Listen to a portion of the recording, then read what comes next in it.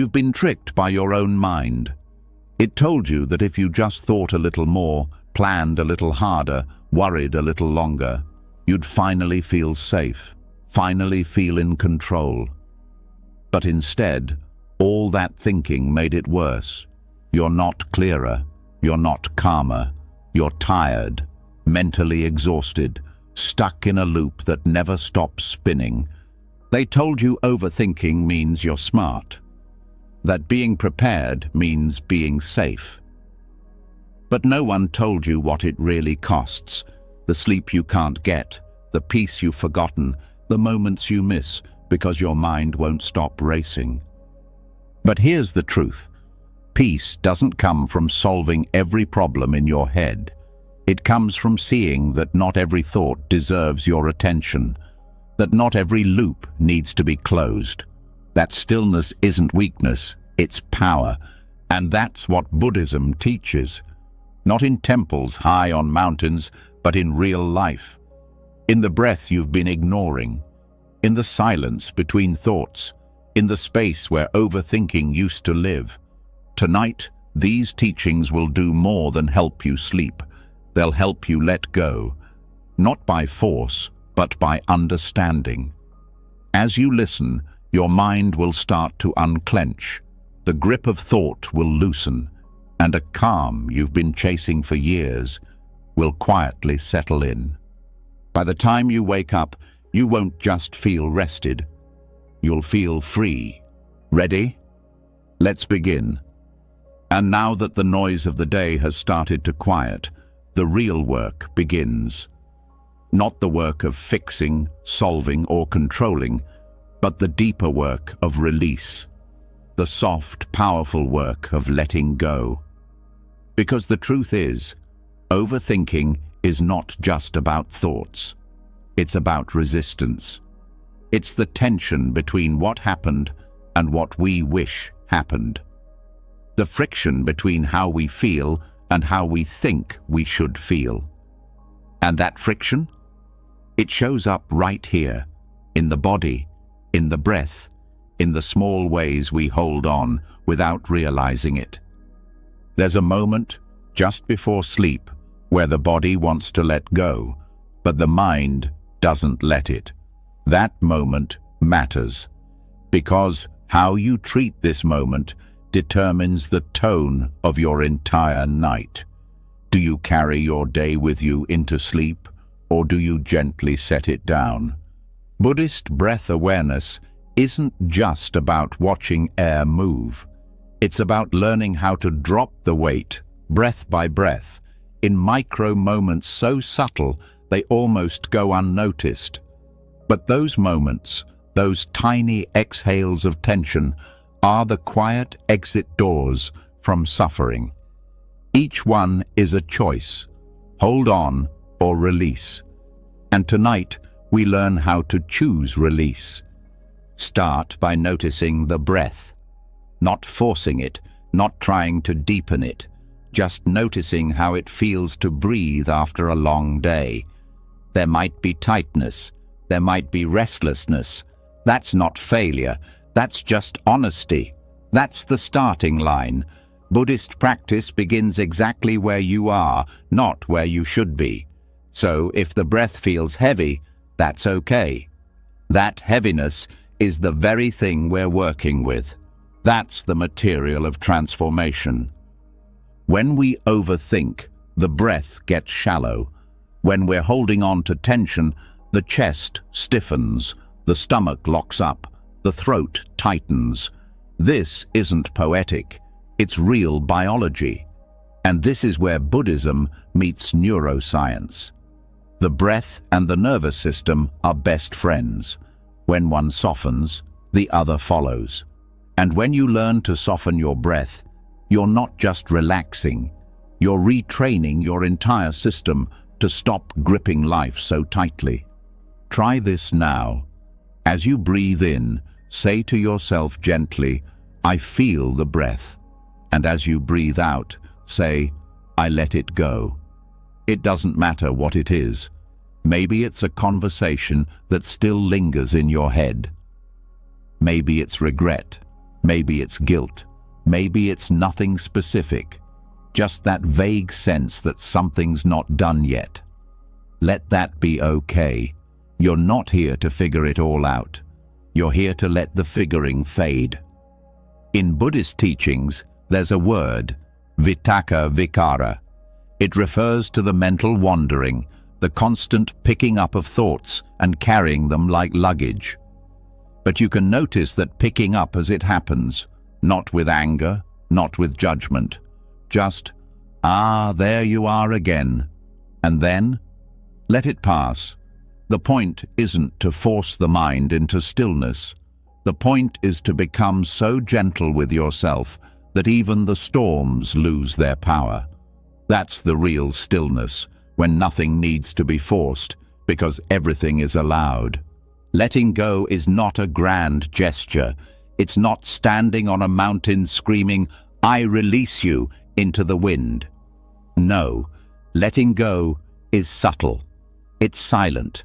It's what happens when you unclench your jaw without even realizing you are holding it tight. It's what happens when you feel sadness and don't immediately try to fix it. It's what happens when you trust that this breath, this single breath, is enough to begin again. Every inhale is new. Every exhale is a little death. And if you really listen, if you really stay with the breath as it moves in and out, you start to feel something shift. You feel that the breath isn't yours at all. It's not controlled. It's not possessed. It just moves, like life, like time. And in that realization, there's freedom. You don't have to micromanage your own experience.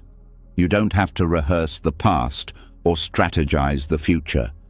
The breath shows you that life moves forward no matter what, even in sleep.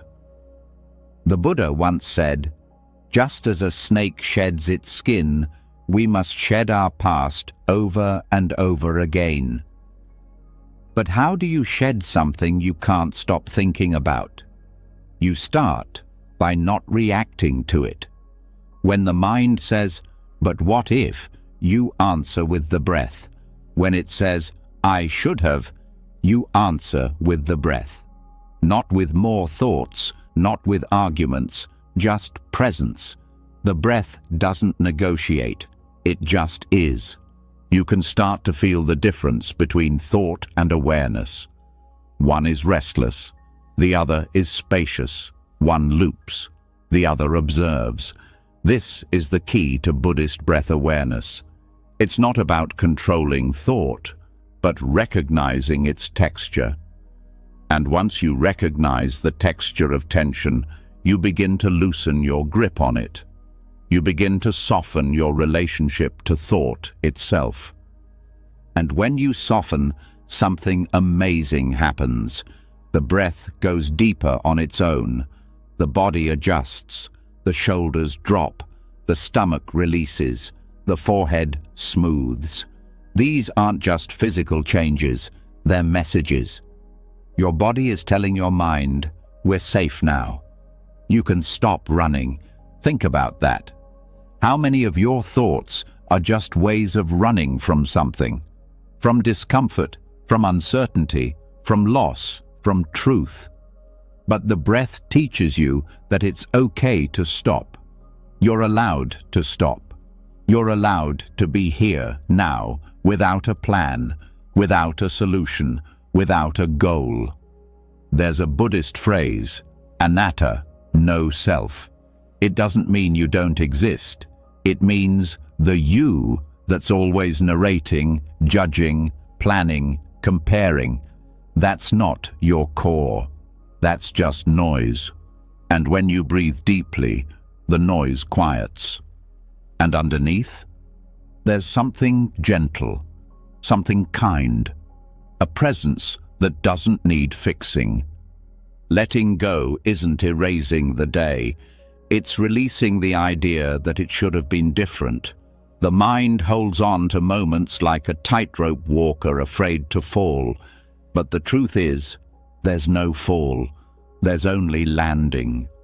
Every breath is a landing. Every exhale is a safe return to the ground of now. You don't need to fix the thoughts to fall asleep. You just need to stop reacting to them. You don't need to untangle the whole story. You just need to stop pulling the thread.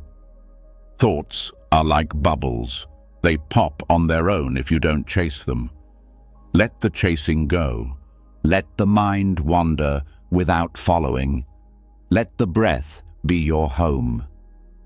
Every time you get lost in a thought, return to the body. Feel the breath in your chest. Feel the air in your nose. Feel your hands where they rest. This is sacred territory, not because it's dramatic, but because it's real. As you do this, you might notice waves of emotion. That's okay. That's normal. When the mind quiets, the heart speaks. And sometimes it speaks grief, or fear, or love, or sadness. Don't run. Let it move through. The breath will carry it. It always does. The more you let go, the more natural it becomes. And the more natural it becomes, the less you need to force it. This is the paradox of letting go. You don't do it. You stop doing. You stop clinging. Stop replaying. Stop fixing. And the silence that remains, that's peace. Not empty, not numb, just still. Right now, your breath is doing all the work. Your only job is to trust it. Let go of your grip on the day. Not because the day was perfect, not because everything's resolved, but because holding on doesn't help. The breath will carry what you don't need. The breath will hold what you're too tired to carry. Just follow it. No story, no judgment, just breath, just peace. And as your breath deepens, so does your rest. The body enters its own rhythm. The heart slows. The nervous system starts to shift. This isn't sleep forced by exhaustion. It's sleep welcomed by trust. You're not escaping the day. You're releasing it. Thoughts may still come, but they no longer stick. Like leaves on a river, they float. And you remain here, breathing, softening, releasing. And maybe for the first time in a long time, nothing needs to happen next. No solutions, no plans, just the gentle breath of letting go. And tomorrow? Tomorrow can take care of itself. Right now, this is enough. This breath, this stillness, this soft return to who you really are, underneath it all. Sleep well. Let go. You're safe now. And as the breath settles and your body begins to soften into the silence, something else becomes clear. Thoughts haven't fully disappeared. They may be quieter now, but they still come in waves. Some light, some heavy, some quick to vanish, others lingering like smoke. But here's the shift. Instead of fearing them or fighting them, now there's space to listen. Because not every thought is a problem. Not every loop needs to be broken. Some thoughts aren't the cause of pain at all. They're the signal. They're the flare from a deeper fire. And when we misunderstand the signal as the source, we chase shadows. Overthinking doesn't begin in the mind. It begins in the body's response to something unprocessed. A tension not named. A feeling not felt. A memory not met with kindness. The chatter, the spirals, the loops, they rise when there's discomfort we're not ready to hold. So the mind gets busy. It builds scaffolding to protect what hurts. It builds arguments, explanations, predictions, endless what-ifs, hoping one will be the answer. But none of them are, because the root isn't thought. It's pain beneath the thought. It's uncertainty beneath the words. Buddhism teaches that mental activity is like wind on the surface of water. You can try to calm the wind, or you can go deeper, beneath the waves, where the water is always still. That deeper space is where healing happens. But to reach it, you have to stop treating thoughts like enemies. You have to stop believing every one of them is trying to sabotage you. Some are just symptoms, indicators, emotional red flags waving in the dark. Mental chatter is a language. It says, something inside needs attention. It doesn't mean something is wrong with you. It doesn't mean you're broken. It means you're human. It means your system is intelligent enough to create noise when something's unresolved. And instead of silencing the noise with more noise, the Buddhist path invites us to listen differently. The discomfort that comes before overthinking is subtle. It may feel like restlessness, like a quiet ache in the chest, like a vague unease you can't explain. That moment, before the mind starts racing, is gold. That's the moment to notice, to pause. Because the moment you feel that inner twitch and say, "What is this really about?" you interrupt the automatic loop. You become conscious. And consciousness is the first crack in the wall of compulsive thought. This is not about analyzing the discomfort. That's just another trap. The goal isn't to solve your feelings, it's to feel them without explanation. Buddhist meditation calls this direct experience, just sitting with the raw texture of what's arising. No label, no backstory, just presence. That's where transformation begins. Let's say you notice mental chatter picking up late at night. Instead of chasing the thoughts, try asking gently, what came before this? Did something leave me unsettled today? Did I feel unseen, unheard, overwhelmed? What emotion was pushed aside? Often, mental spirals follow emotional suppression. And when you bring awareness to what was buried, the mind no longer needs to overcompensate. There's a phrase in the Satipatthana Sutta, the core Buddhist teaching on mindfulness, that says, one knows the feeling as it arises.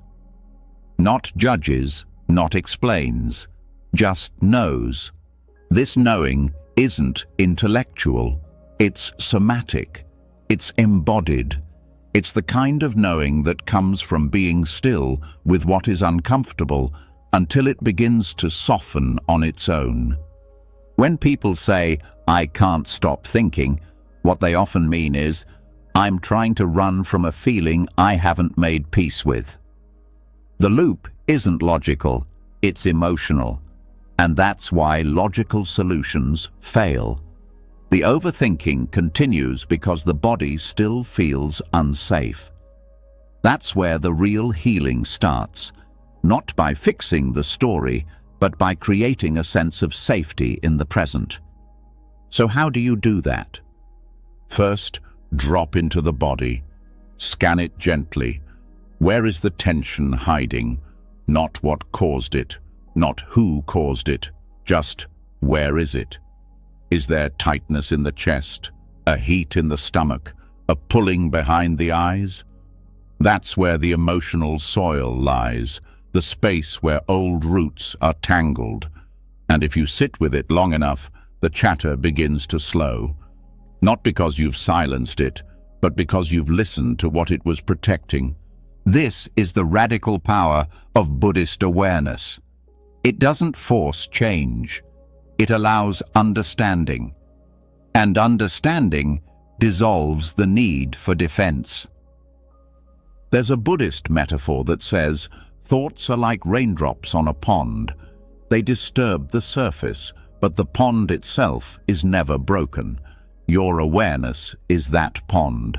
The chatter is not a flaw, it's just movement on the surface.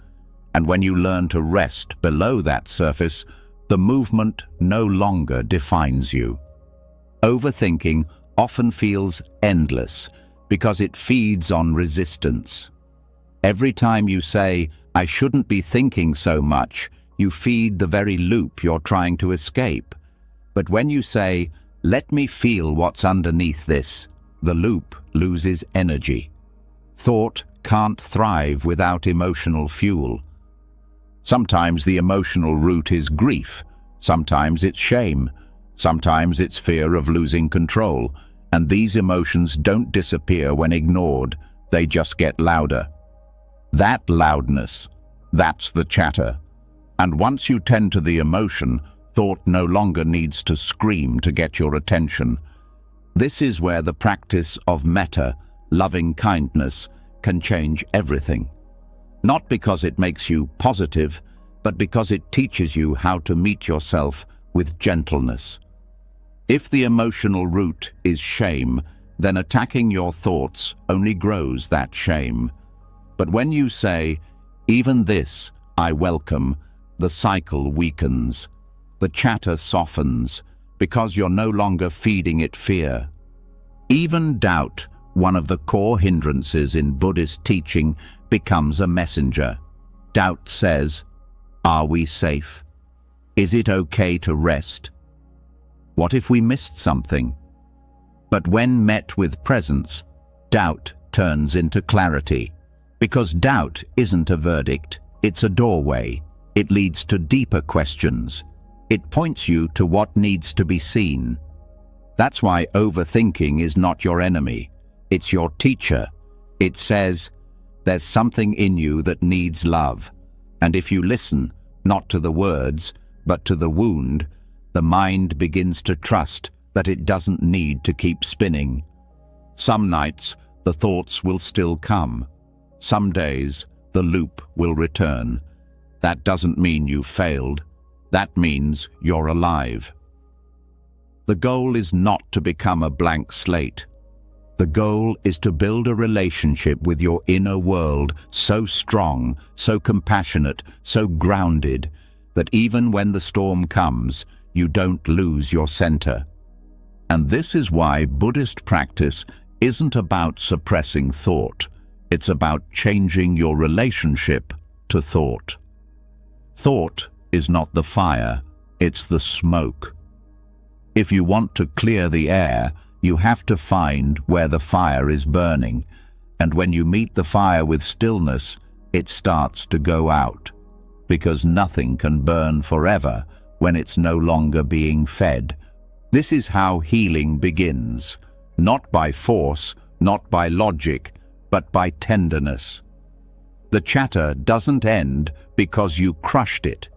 It ends because you stopped abandoning yourself, because you turned toward what you feared most and said, you're allowed to be here, but you're not allowed to run the show.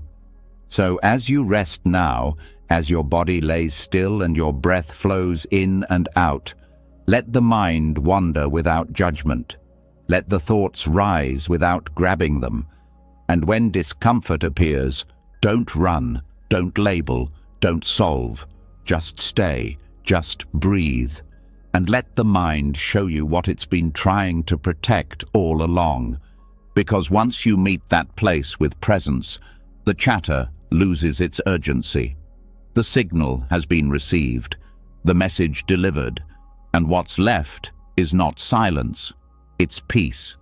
You're getting closer now, not to the end of thought, but to the end of fear around it. Thought is no longer the enemy. It's no longer the problem. It's just a ripple on the surface of something much deeper, and that depth is you. Let that awareness hold you as you drift. Let it soften the loops. Let it dissolve the noise. This is not just rest. This is repair. This is the stillness underneath all storms. And you're finally home. And now that you've learned how to sit with the discomfort under mental noise, how to stop fighting thoughts and start feeling what fuels them, another door opens. A quieter one. It leads deeper, past what the mind spins and into what the heart has stored. Because once the outer noise begins to fade, something else becomes noticeable, not louder, but clearer. A softer voice that was always there, but kept getting buried. The voice of what was never said, never felt, never grieved, never acknowledged. And that voice is the whisper beneath the noise. This whisper doesn't shout, it doesn't demand. It waits. It waits for silence. It waits for stillness. And when we stop reacting to thoughts, when we stop trying to fix or escape our inner world, that whisper begins to rise. And what it says can't be heard in words. It's felt in the body. It might feel like an ache in the chest, a pressure behind the eyes, a lump in the throat. And it often carries the truth we've avoided. In Buddhist practice, there's a quiet teaching that says, not all suffering speaks loudly.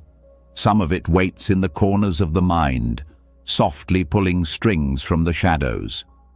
These are not the thoughts we hear first. These are the deeper feelings underneath them, the ones that twist our decisions, shake our sleep, and confuse our clarity, not because they are loud, but because they are unheard. Sometimes it's grief, not always about death. Often it's the grief of lost parts of ourselves, the moments we betrayed our truth, the friendships that faded without closure, the versions of us we had to abandon to survive.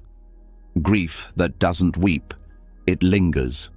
It shows up as hesitation, numbness, chronic fatigue, and over time, the mind builds layers of distraction to avoid feeling it fully. That's how loops begin, not out of nowhere, but out of protection. Other times, it's fear. Not the obvious kind, not fear of spiders or the dark, but the fear of being left, the fear of not being enough, the fear of facing what we've denied. That fear speaks in tightness, in tension, in resistance. It's the reason some people can't sit still, the reason silence feels threatening, the reason the mind stays busy even when life is calm. And then there's craving, deep, hidden longing, not for things, but for connection, for safety, for meaning. Craving not just for love, but to be seen without judgment, heard without being fixed, held without needing to prove anything. Craving like a hunger in the soul, constantly mistaken for goals, achievements, or even relationships. And when that craving isn't understood, the mind races to feed it with substitutes. More thinking, more planning, more, if I just do this, I'll feel better. But it doesn't work, because the craving isn't for change, it's for wholeness. This is the whisper beneath the noise, and it's not trying to harm you, it's trying to be felt. Buddhism teaches that all unhealed wounds ask for attention, not because they want to hurt us, but because they want to be released, and the only way to release them is through full, gentle presence, not analysis, not self-critique, just presence. In deep meditation, monks speak of moments where silence becomes so full, so rich, that something old rises, a memory, a feeling, a sudden wave of sadness without context. And in those moments, they don't chase it. They don't push it away. They bow to it. They let it pass through like a storm through an open field. You can do the same, not through effort, but through willingness, through staying. When something painful rises in the silence, you don't need to label it. Just feel where it lives in the body. Is it heaviness in the belly? Is it a coldness in the arms? Let the body tell the story the mind can't. Because sometimes the mind forgets what the body remembers. And healing begins when both are allowed to speak. There's a concept in Buddhism called Vedana, the feeling tone. Every experience has it, pleasant, unpleasant, or neutral. The whisper beneath the noise often lives in the unpleasant tone, not because it's bad, but because it's unprocessed. And when you learn to sit with unpleasantness without running, something opens, something softens. Because most of our suffering isn't in the feeling itself, it's in the reaction to it. The whisper might say, "I'm tired," not just physically, but soul deep. Tired of pretending, tired of controlling, tired of carrying the weight of everyone's expectations. That kind of tiredness doesn't go away with sleep. It goes away with truth. The truth that you're allowed to feel everything, even the things that make no sense, even the things that don't look spiritual. Buddhist teacher Pema Chodron once said, "The most fundamental thing we can do for the world is to learn to stay. To stay with ourselves, to stay with what hurts. Not to change it, but to be with it. Because healing isn't in the fixing, it's in the intimacy. And intimacy begins when we listen to what's never been allowed to speak." So how do we hear that whisper? We make space. We stop crowding our experience with commentary. We stop turning every feeling into a problem to solve. We stop filling the silence. And in that empty space, the whisper arrives. It may come as tears. It may come as deep sighs. It may come as a memory you thought you forgot. Trust it. Don't judge its timing. Don't rush its message. The heart speaks in sensations, not sentences. The whisper won't always make sense, but it doesn't need to. You're not here to interpret it. You're here to feel it, to hold it like a child who's been waiting outside in the cold, unsure if anyone would come. And once it's held, it quiets. Not because you forced it into silence, but because it no longer needs to scream. When you begin to feel this way, honestly, rawly, you start to notice how unnecessary most overthinking really is. Because the mind only races when it doesn't trust the body to feel. And the moment the body is trusted again, the mind rests. This is why in Buddhist practice, awareness isn't just for the mind, it's for the heart. The whole heart. The broken parts, the hidden parts, the parts that still ache for something they can't name. When you include them, the whisper turns into a song, not loud, but beautiful, and it guides you home. There may be times when the whisper becomes overwhelming, when the grief rushes in, when the fear feels too big. That's when you return to the breath, not to escape, but to anchor. The breath doesn't erase the feeling. It supports you in it. It says, you can feel this and still survive. And if the whisper brings up a truth you've been avoiding about your life, your relationships, your past, that's okay. Let the truth rise without forcing action. Listening doesn't mean you have to fix everything right away. Listening means you let what's real exist without resistance. This is the opposite of how most people live. They fight the whisper. They cover it with noise. They call it weakness. But in truth, it's the core of their wisdom. Because what you avoid holds the key to your freedom. What you push down controls you. What you allow to rise transforms you. Tonight, as your body rests and your breath slows, give permission for what's been quiet to speak. Not with fear, not with shame, with openness, with compassion. This whisper has waited long enough. It doesn't need to be understood. It just needs to be met. Let the voice of your unspoken feelings echo softly through the quiet. Let them rise and fall and rise again, each one bringing you closer to peace. Not the peace of silence, the peace of truth. Because when the whisper is heard, the noise no longer owns you. You're not avoiding, you're not escaping, you're listening, and in that listening, you begin to heal. And once the unheard feelings are finally welcomed, once the whisper beneath the noise is no longer feared, something even more subtle begins to reveal itself. A space appears, not empty, but uncertain. That in-between space where the mind, now quieter, starts to ask its oldest questions, the questions that never got answers, the ones that looped for years, the ones that still whisper, but why did it happen? What's going to happen next? What does it all mean? And here lies the next trap. Because when the heart opens, the mind often steps back in, not to sabotage, but to explain, to make sense, to find order where life has been messy. It's not trying to harm you, it's trying to protect you from the discomfort of not knowing.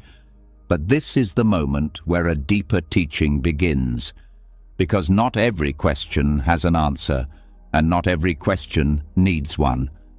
Buddhism teaches a kind of freedom that doesn't come from figuring things out, but from letting things be unresolved.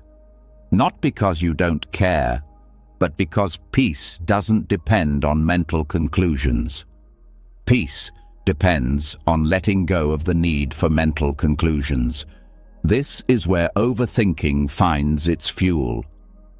In the belief that certainty will fix everything, that if the right answer is found, the pain will vanish, that if every loose end is tied up, the mind will rest. But it's a lie, because the mind doesn't want answers, it wants control, and control doesn't end suffering, it creates more of it. Some of the Buddha's most famous moments came not from what he said, but from what he refused to say. When asked about the origin of the universe, the nature of the self after death, or the metaphysical structure of reality, he stayed silent. Not because he didn't know, but because he knew that the search for those answers distracted from the direct experience of freedom.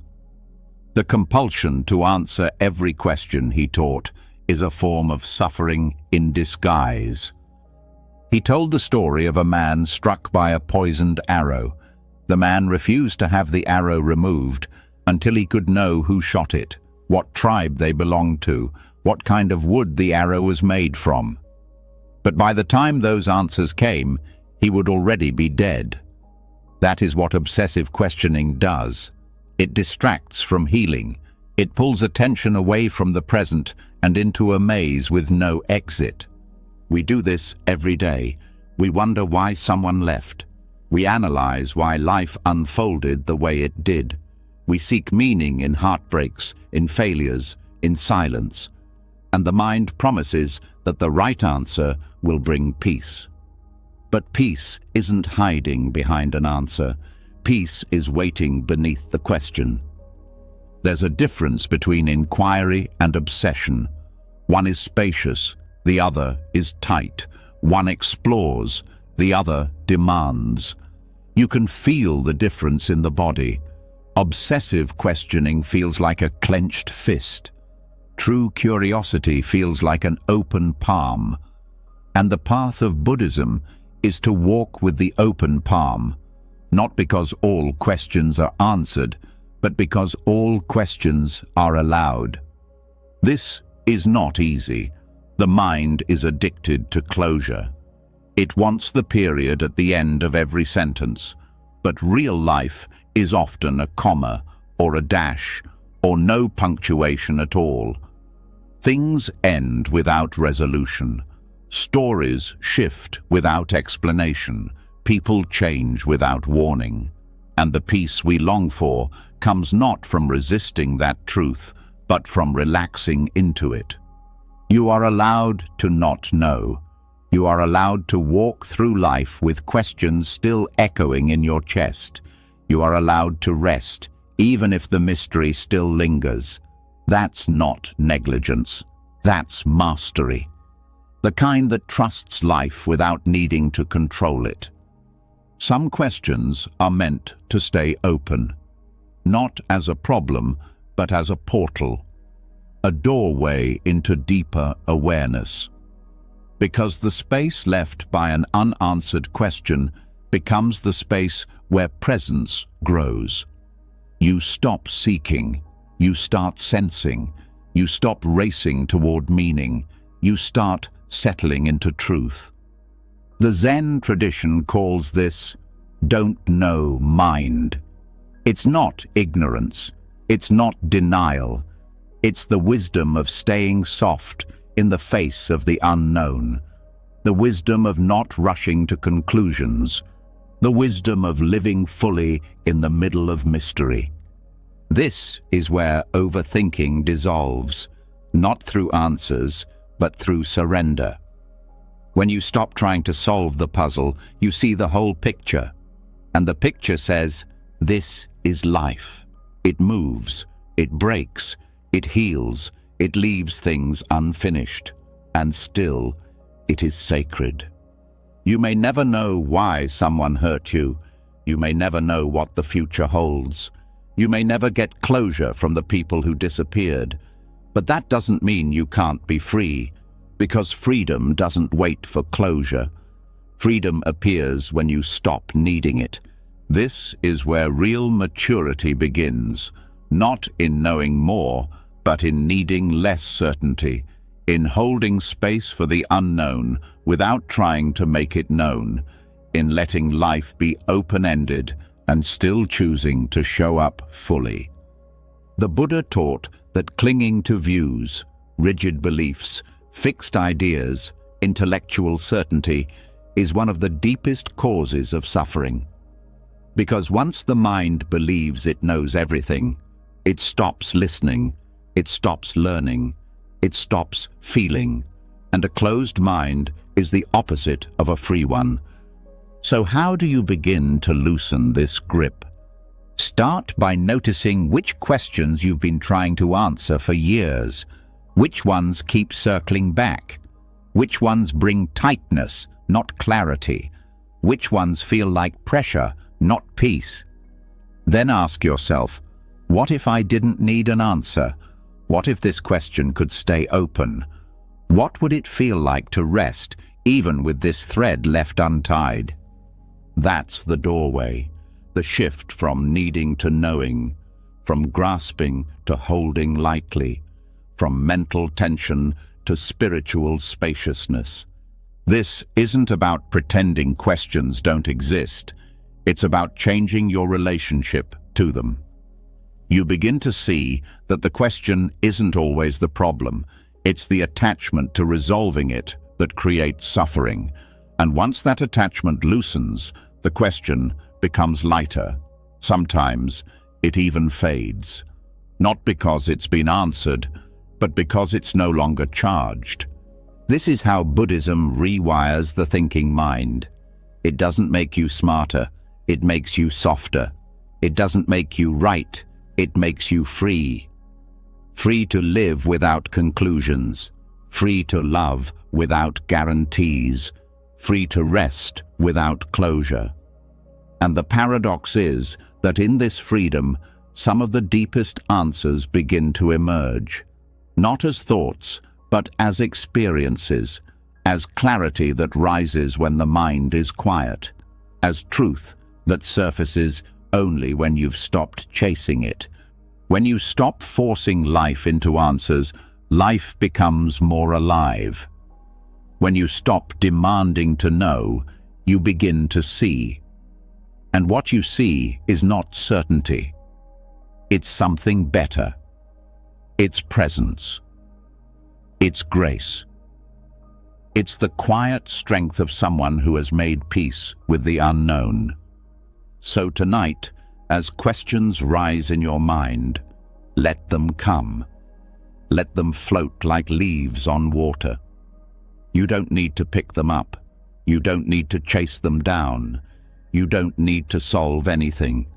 Just breathe. Just rest. Just feel the freedom of not knowing. Because some of the most beautiful truths are the ones that can't be explained, only lived, only felt, only allowed. Let go of the answer. Stay with the question. And in that space, let freedom find you. And now that the grip on certainty has loosened, now that the mind is learning to stay open without rushing to conclusions, something even deeper becomes visible. The mind, although quieter, still tries to be helpful. It still believes its thoughts are necessary, that if it just works a little harder, thinks a little more, analyzes one more angle, something will click. Something will finally make sense. But this is the next illusion we need to face, the belief that more thinking leads to better clarity. This is the illusion of productive thinking. It looks noble, it feels responsible, it even gets rewarded. Society calls it preparation, diligence, problem solving. But often, what looks like productivity is just anxiety in disguise. The mind spins, not because it's solving, but because it's afraid to stop. Because in stillness, we face ourselves. And that's what most people are truly avoiding.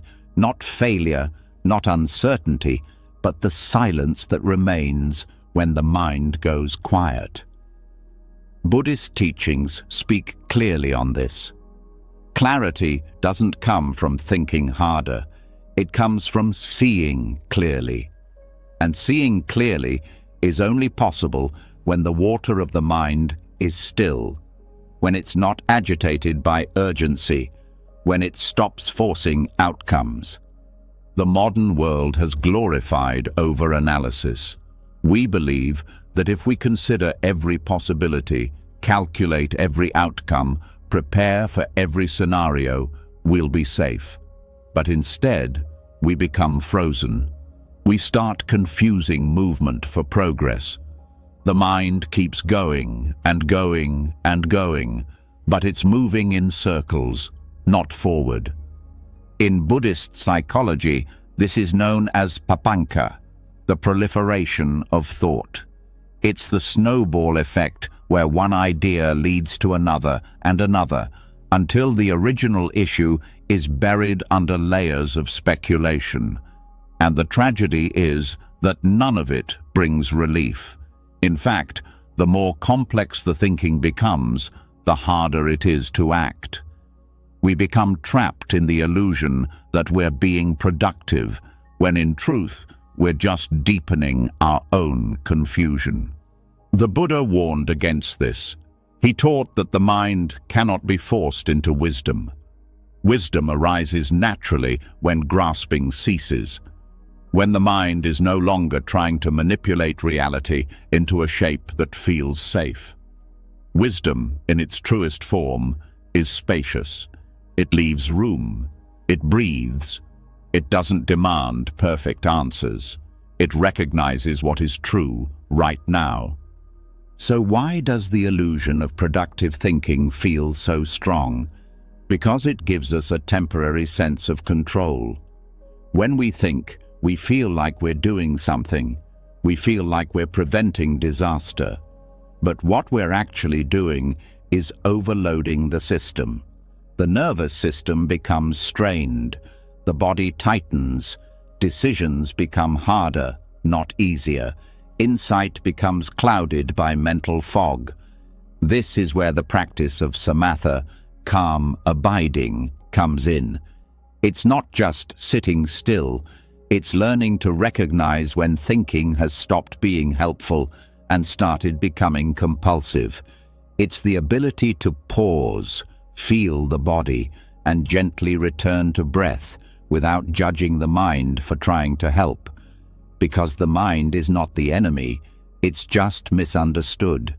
It thinks solving everything will protect you.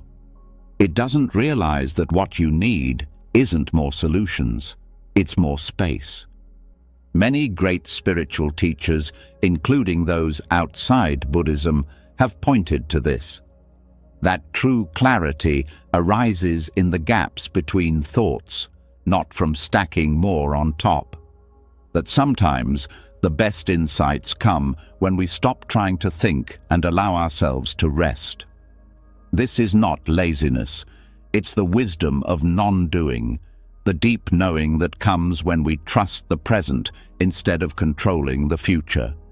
In daily life, this might look like stepping away from a decision instead of thinking it to death.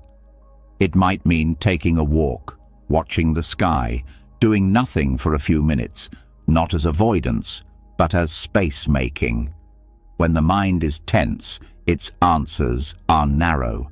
When the mind is relaxed, truth reveals itself. Buddhist monastics often emphasize this kind of clarity. In silence, on long retreats, with no distractions or external input, they find that insight rises without effort, not because they're chasing it, but because they're still enough to receive it.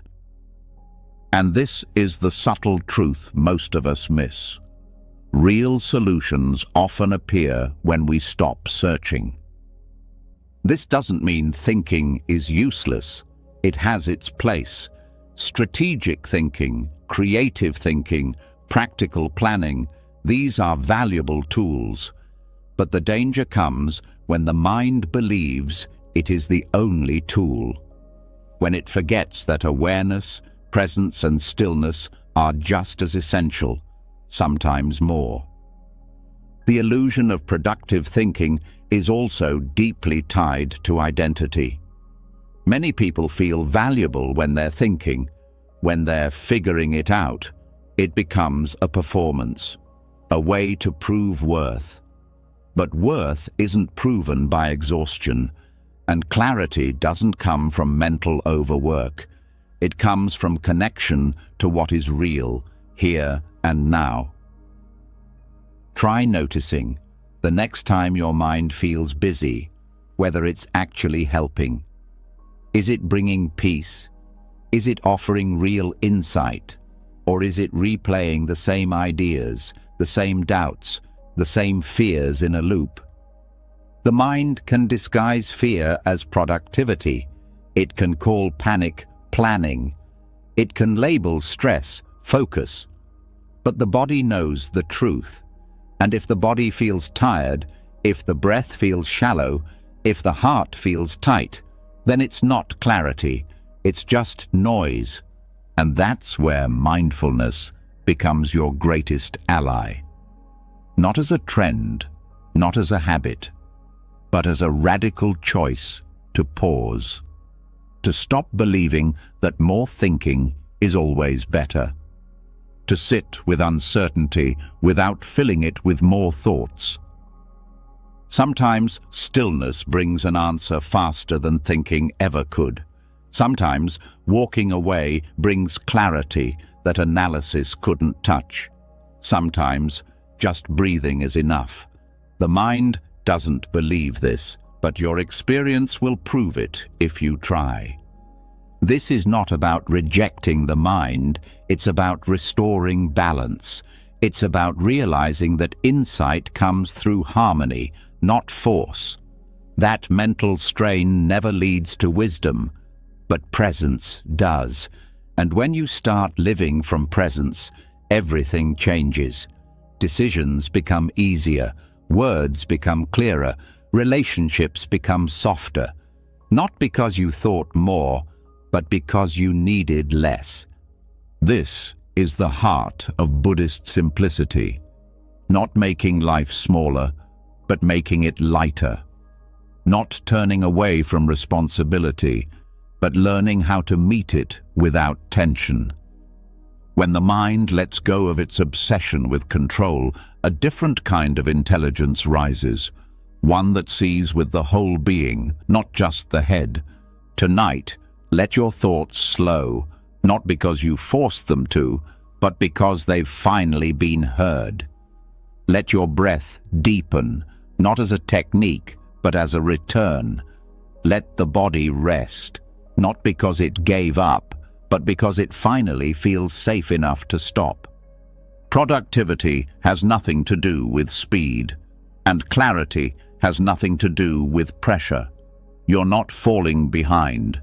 You're not failing by stepping back. You're seeing more clearly than ever. Because in the end, what you needed wasn't the next thought. It was the space to finally hear the wisdom that was always there. Let it rise now, not from force, but from stillness. And now that the spell of overthinking disguised as productivity has begun to lose its hold, what remains is something more honest. A quiet realization that much of our suffering doesn't come from what happens, it comes from what we add to what happens. A single moment of pain becomes a whole story. A small mistake becomes a character flaw. One rejection becomes a full-blown identity crisis. And this is where the next teaching waits. An ancient truth that explains why peace often slips away even after the outer problem is gone. Because we're not just experiencing pain, we're firing a second arrow. In Buddhist teachings, the parable of the two arrows is a cornerstone. It's simple, but it changes everything. When life strikes, it hurts. That's the first arrow. It might be physical pain, it might be emotional, it might be the sharp sting of loss or disappointment or failure. That pain is real. It's part of being human. But what happens next is where suffering grows. The mind reacts. It judges. It analyzes. It blames. It creates a story, and then it starts to believe that story. That's the second arrow. And here's the truth. Most people are not suffering from the first arrow. They're suffering from the second one. The second arrow is what keeps you awake at night. It's what turns a mistake into shame. It's what keeps replaying the breakup, the argument, the failure. It's what makes you feel like you have to earn your right to be at peace. But the second arrow isn't inevitable. It's a habit. And like all habits, it can be unlearned. When the first arrow hits, the body responds. There's pain, sadness, maybe fear. But it's clean. It's direct. It moves through you like a wave. The second arrow distorts that. It grabs the moment and stretches it. It tells you what it means about you. It paints the future with fear. It pulls in the past like a storm gathering clouds. And suddenly, you're no longer present. You're lost in the echo chamber of thought. The Buddha didn't say we could avoid the first arrow. He never promised a life without pain. But he did say we could stop the second one. That's the path to freedom, not avoiding life, but meeting it without self-inflicted wounds. So how do we recognize the second arrow in daily life? Start by noticing your language. After pain arises, what do you say to yourself? Do you say, "This hurts," or do you say, "This always happens to me"? Do you say, "I'm sad," or do you say, "I'll never be okay"? Do you say, "That was a hard moment"? Or do you say, "I'm such a failure"? That shift is the second arrow. It's subtle, but it's sharp, and it keeps you stuck. The second arrow isn't just thought, it's interpretation, it's resistance, it's the belief that pain shouldn't be here. And the moment you resist the pain, it tightens, it grows, it multiplies. But when you allow the pain without the added story, it starts to soften. It begins to move. Pain is part of life. Suffering is what we build around it. Mindfulness gives you the space to see this process in real time. A moment happens. pain arises. And then, if you're present, you catch the moment the mind tries to add commentary. You see the story forming, you hear the judgment starting, and that's the moment you get to choose. Do I follow this thought, or do I feel what's here without interpretation? This is not about pretending pain doesn't exist. It's not about positive thinking. It's about clean contact with reality.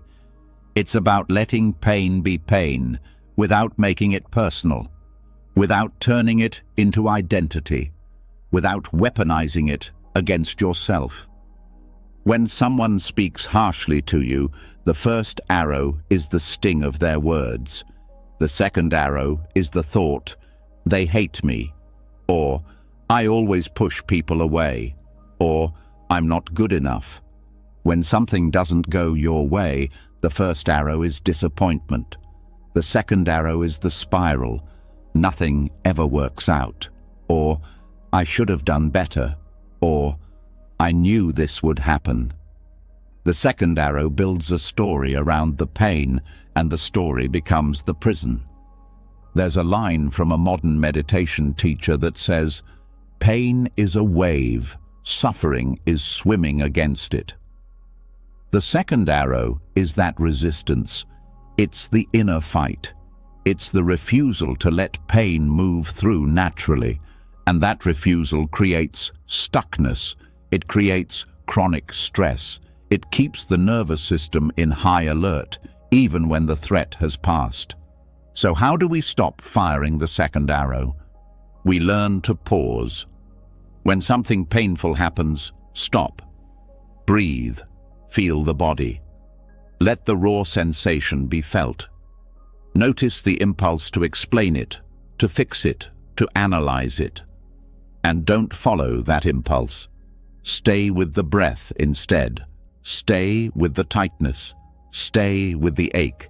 Stay with the heaviness, without naming it, without blaming it. Just stay. This takes practice. The mind will try to hijack the moment. It will insist that you need to think it through, that you need to figure out why this happened, that you need to understand. But often, the need to understand is just fear in disguise. It's the mind's way of saying, if I can make sense of this, I'll feel better. But understanding doesn't always bring relief. Presence does. Over time, you start to see how much lighter life feels without the second arrow. You feel pain, and then you move on. You feel grief, and then you breathe again. You feel fear, and then you act anyway. The moment passes, because you didn't trap it with a story. There's another beautiful teaching in Buddhism. Whatever has the nature to arise will also pass away. The first arrow arises. It also passes. But the second arrow stays, because we hold on to it, we feed it, we rehearse it, and it becomes part of our identity. Letting go of the second arrow means letting go of that identity. It means you're no longer the victim of your thoughts. You're no longer the person who needs to figure it all out before resting. You're just someone who feels what's true and then lets it go. And the deeper you go into this practice, the more you realize how much of your pain was optional, how many wounds were self-made, not because you're broken, not because you're weak, but because no one taught you this before. No one told you that pain could be simple, that you didn't need to make it complicated, that you didn't need to make it mean something about your worth. Tonight, as you listen, as you soften, start to notice the second arrows in your own life. The small ones, the big ones, the old ones that still linger. And see if you can take a breath and lay them down, not by pushing them away, but by no longer believing them, no longer fueling them, just letting them rest. Because the first arrow will always come. Life will keep being life.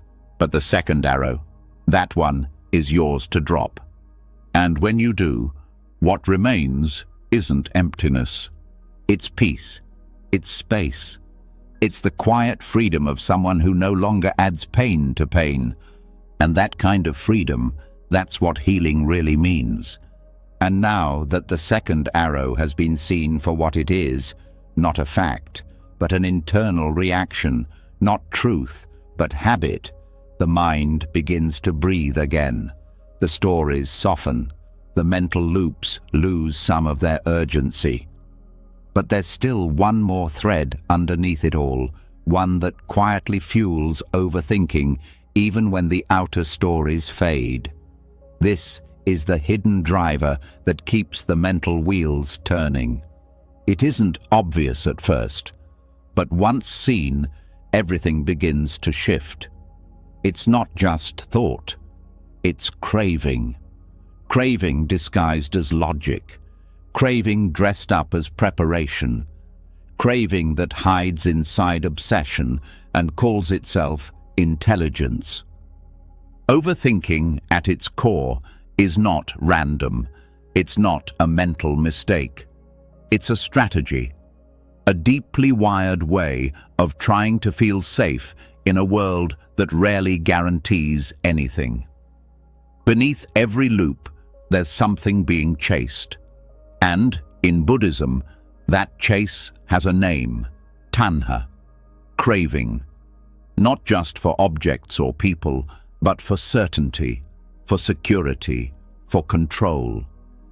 These are not bad desires. They are deeply human, but they're also unsatisfiable. Because life, by its nature, is unpredictable. And trying to outthink uncertainty is like trying to hold water in your hands. The tighter you grip, the more it slips away.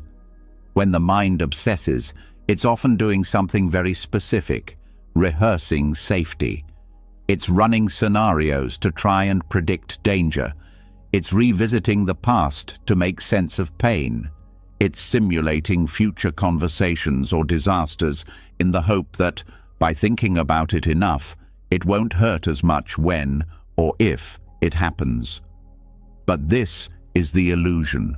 The mind thinks it's preparing.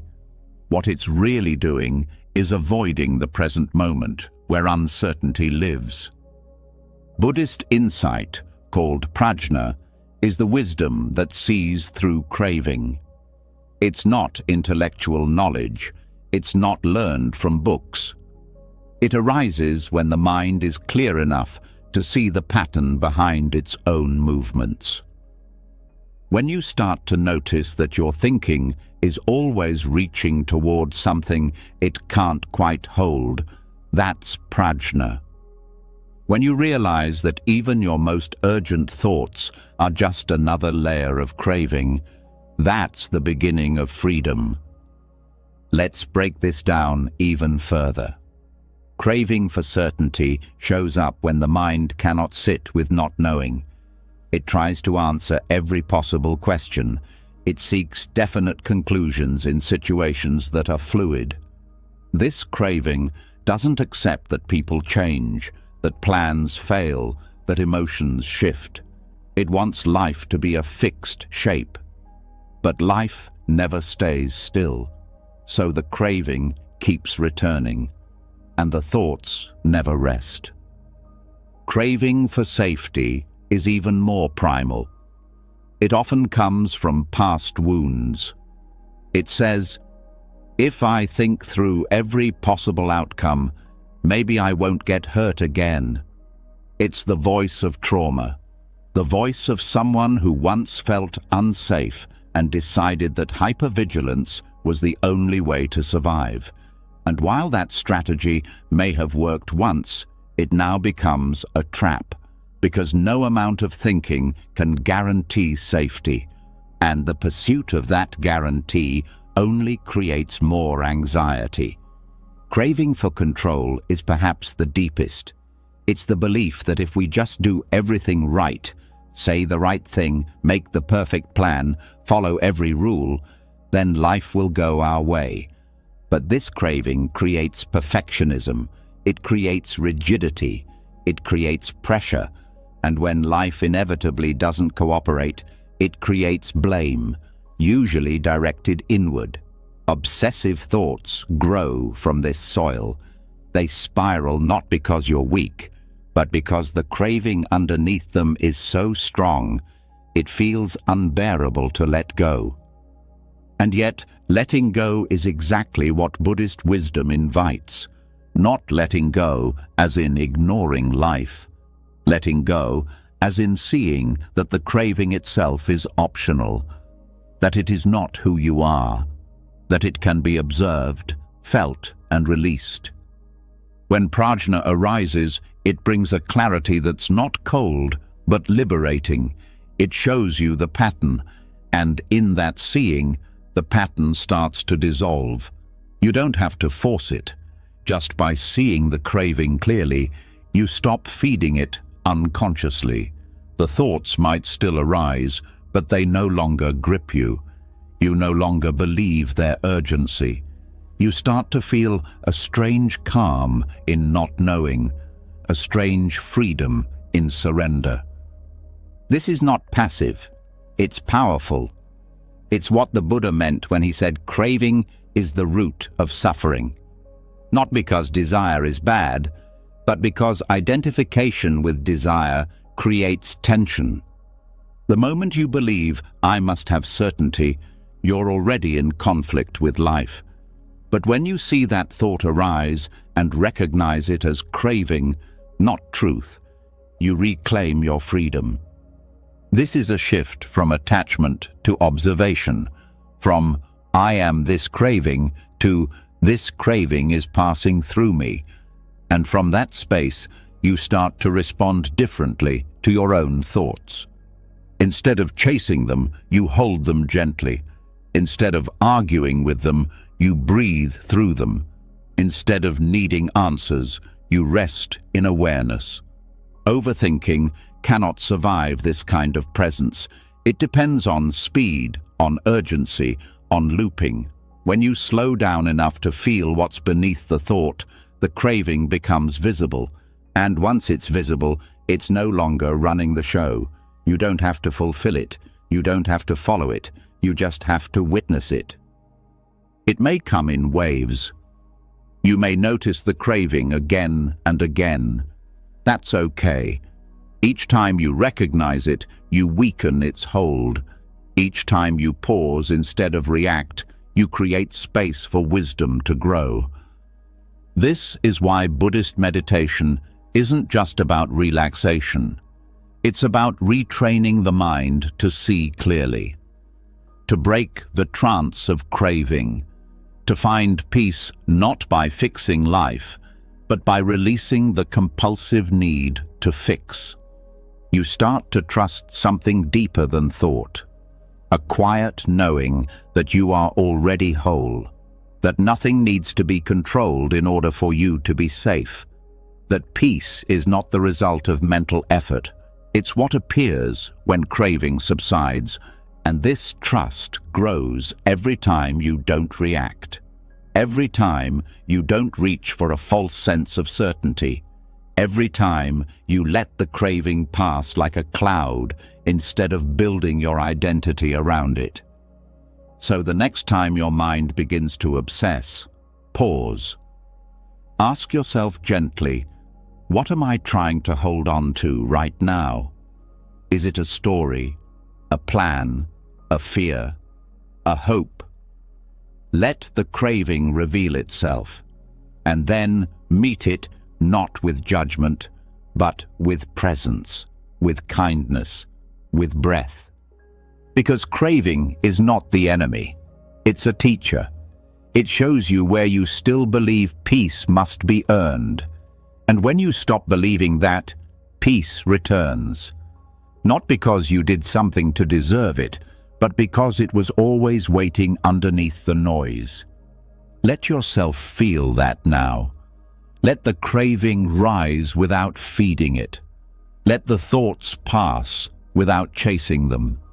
Let the mind rest in what it always feared, not knowing, not controlling, not being certain. And watch what happens. The mind begins to settle. The heart begins to soften. The craving begins to dissolve. And in its place, something gentle remains, something steady and clear, not the result of thinking, not the prize of effort, but the quiet gift of seeing through the illusion. That is prajna. That is peace. And that is where you are headed now. And once the craving underneath obsessive thought is seen clearly, not just intellectually, but from the quiet space that's deeper than craving, everything feels a little lighter. The loops begin to slow. The grip begins to loosen. But even with that clarity, something still lingers. Not craving this time, but residue. Residue from years of thinking, analyzing, storing, collecting every moment and every thought like it might be needed later. And this is where another layer of overthinking reveals itself. Not as noise, not as urgency, but as clutter. The mind, like an overpacked room, filled with thoughts that haven't been used in years. There is a kind of mental weight that doesn't come from what's happening now. It comes from everything the mind has kept, every unresolved story, every unfinished thought, every memory you didn't know what to do with.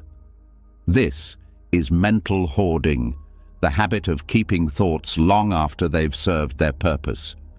Not because they're useful, but because letting go of them feels unfamiliar. Buddhist practice looks at this with both honesty and compassion. It doesn't judge the clutter.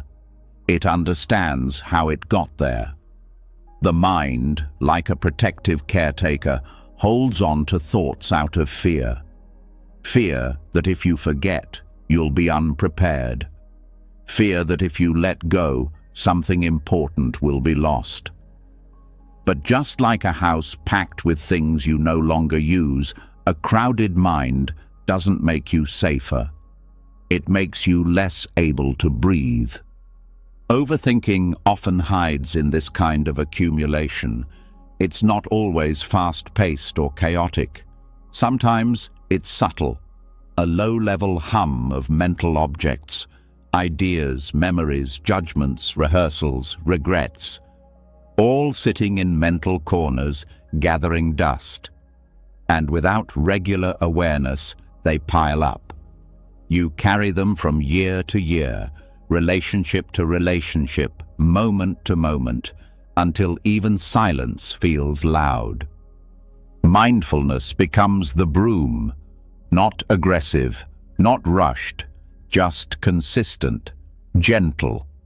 It enters the mind and asks a simple question: is this still useful? And if not, can it be released? That's the practice, a slow but powerful clearing of what no longer serves you. Not because those thoughts were wrong, not because those memories didn't matter, but because they've finished their purpose, and the peace you're looking for needs space to move in. Think of how a physical room feels when it's clean, not just organized, but truly open. There's a kind of ease, a quietness in the walls. There's more light, more room to breathe. The mind is the same. When it's clear, it doesn't need to force peace. Peace is already there, but peace can't enter where there's no space. Start noticing what you carry in your mental environment. Old conversations you replay, future events you've mentally rehearsed 100 times, opinions you no longer agree with but haven't questioned in years. These are the mental boxes stacked against the walls of your inner space. And the weight they create isn't just emotional, it's energetic. It slows down presence, it clouds decisions, it hides clarity under piles of what-ifs and what was. Letting go of mental clutter isn't about forgetting. It's about no longer protecting what's already past. It's about no longer keeping thought patterns just because they've been with you for a long time. Some thoughts stay not because they're true, but because they've been repeated. And repetition isn't truth. Repetition is habit. Mindfulness breaks that habit by introducing awareness, by holding each thought gently and asking, "Do I need this now?" Most people don't realize how much of their mental activity is just recycling, reprocessing the same themes, the same worries, the same stories. It's not new thinking, it's hoarded thinking, and that hoarding creates tension. It fills every quiet moment with echoes. Even when you try to rest, something inside stays alert, because the room is still full. This is why deep meditation feels so refreshing. It's not because something magical happens. It's because something unnecessary is finally released. A single session of awareness can be like opening a window in a stuffy room. Suddenly, the air changes. The mind softens. You feel a little more like yourself again, not the self shaped by accumulated thought, but the one that exists beneath it.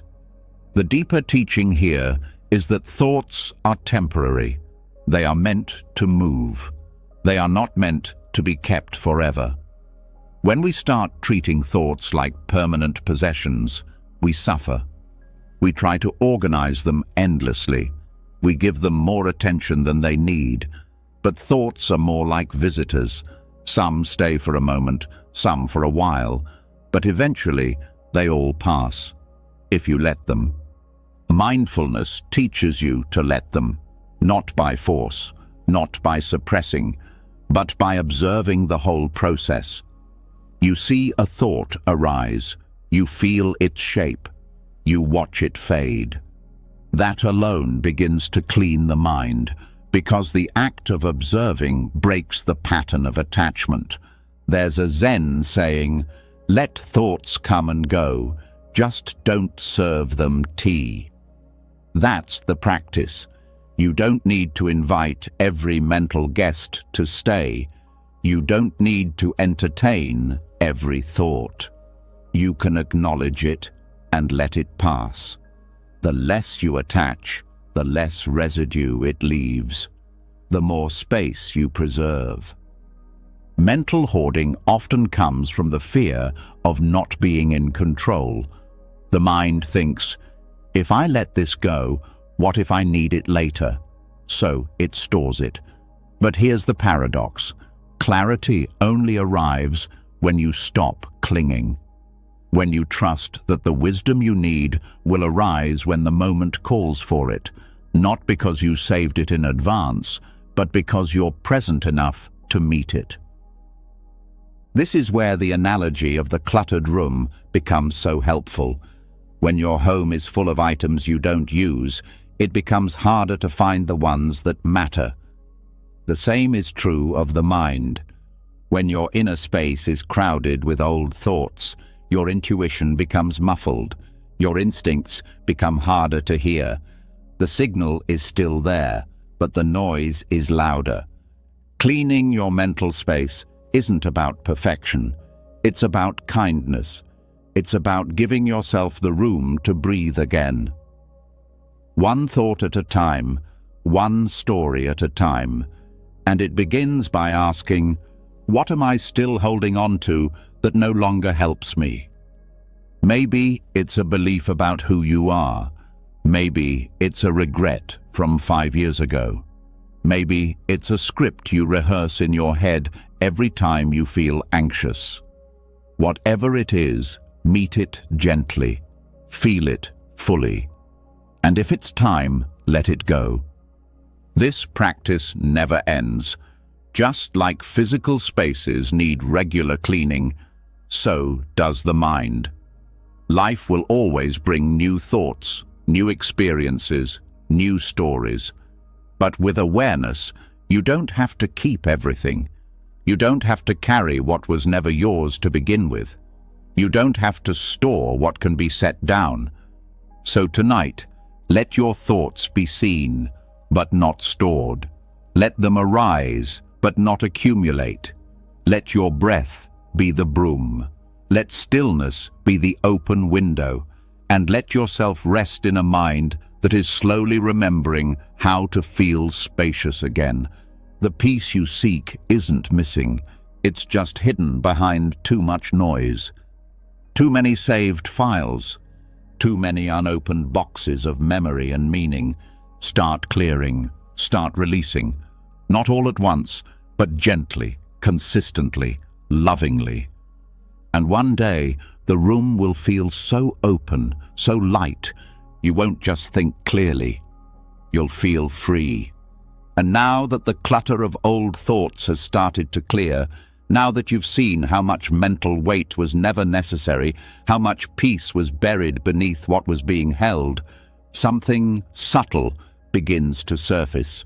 Not loud, not urgent, just a quiet sense that beneath all the activity, all the clearing, all the releasing, there's something still, something steady, something that has always been here, waiting.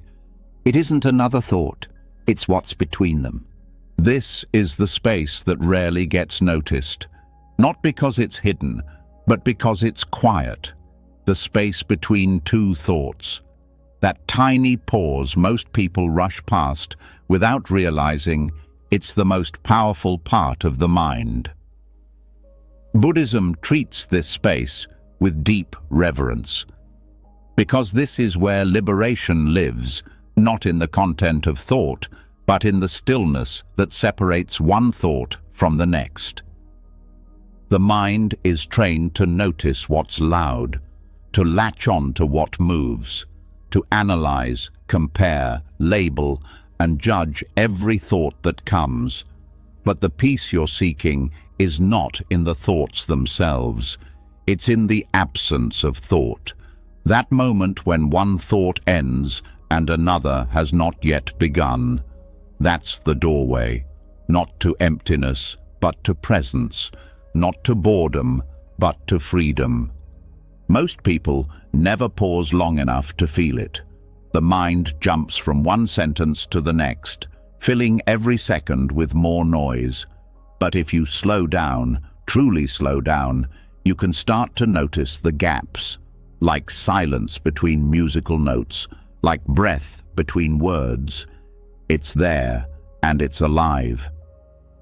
When you start to pay attention to these spaces, a shift happens. You begin to feel that your awareness is not made of thought. It exists independently. It holds the thoughts, but it is not the thoughts. And the more you rest in that space, the less power the thoughts have. Not because you're pushing them away, but because you're no longer confusing them for who you are. This is the foundation of non-identification. The practice of recognizing that you are not your thoughts, you are the awareness that notices them. And the clearest proof of that is in the space between them.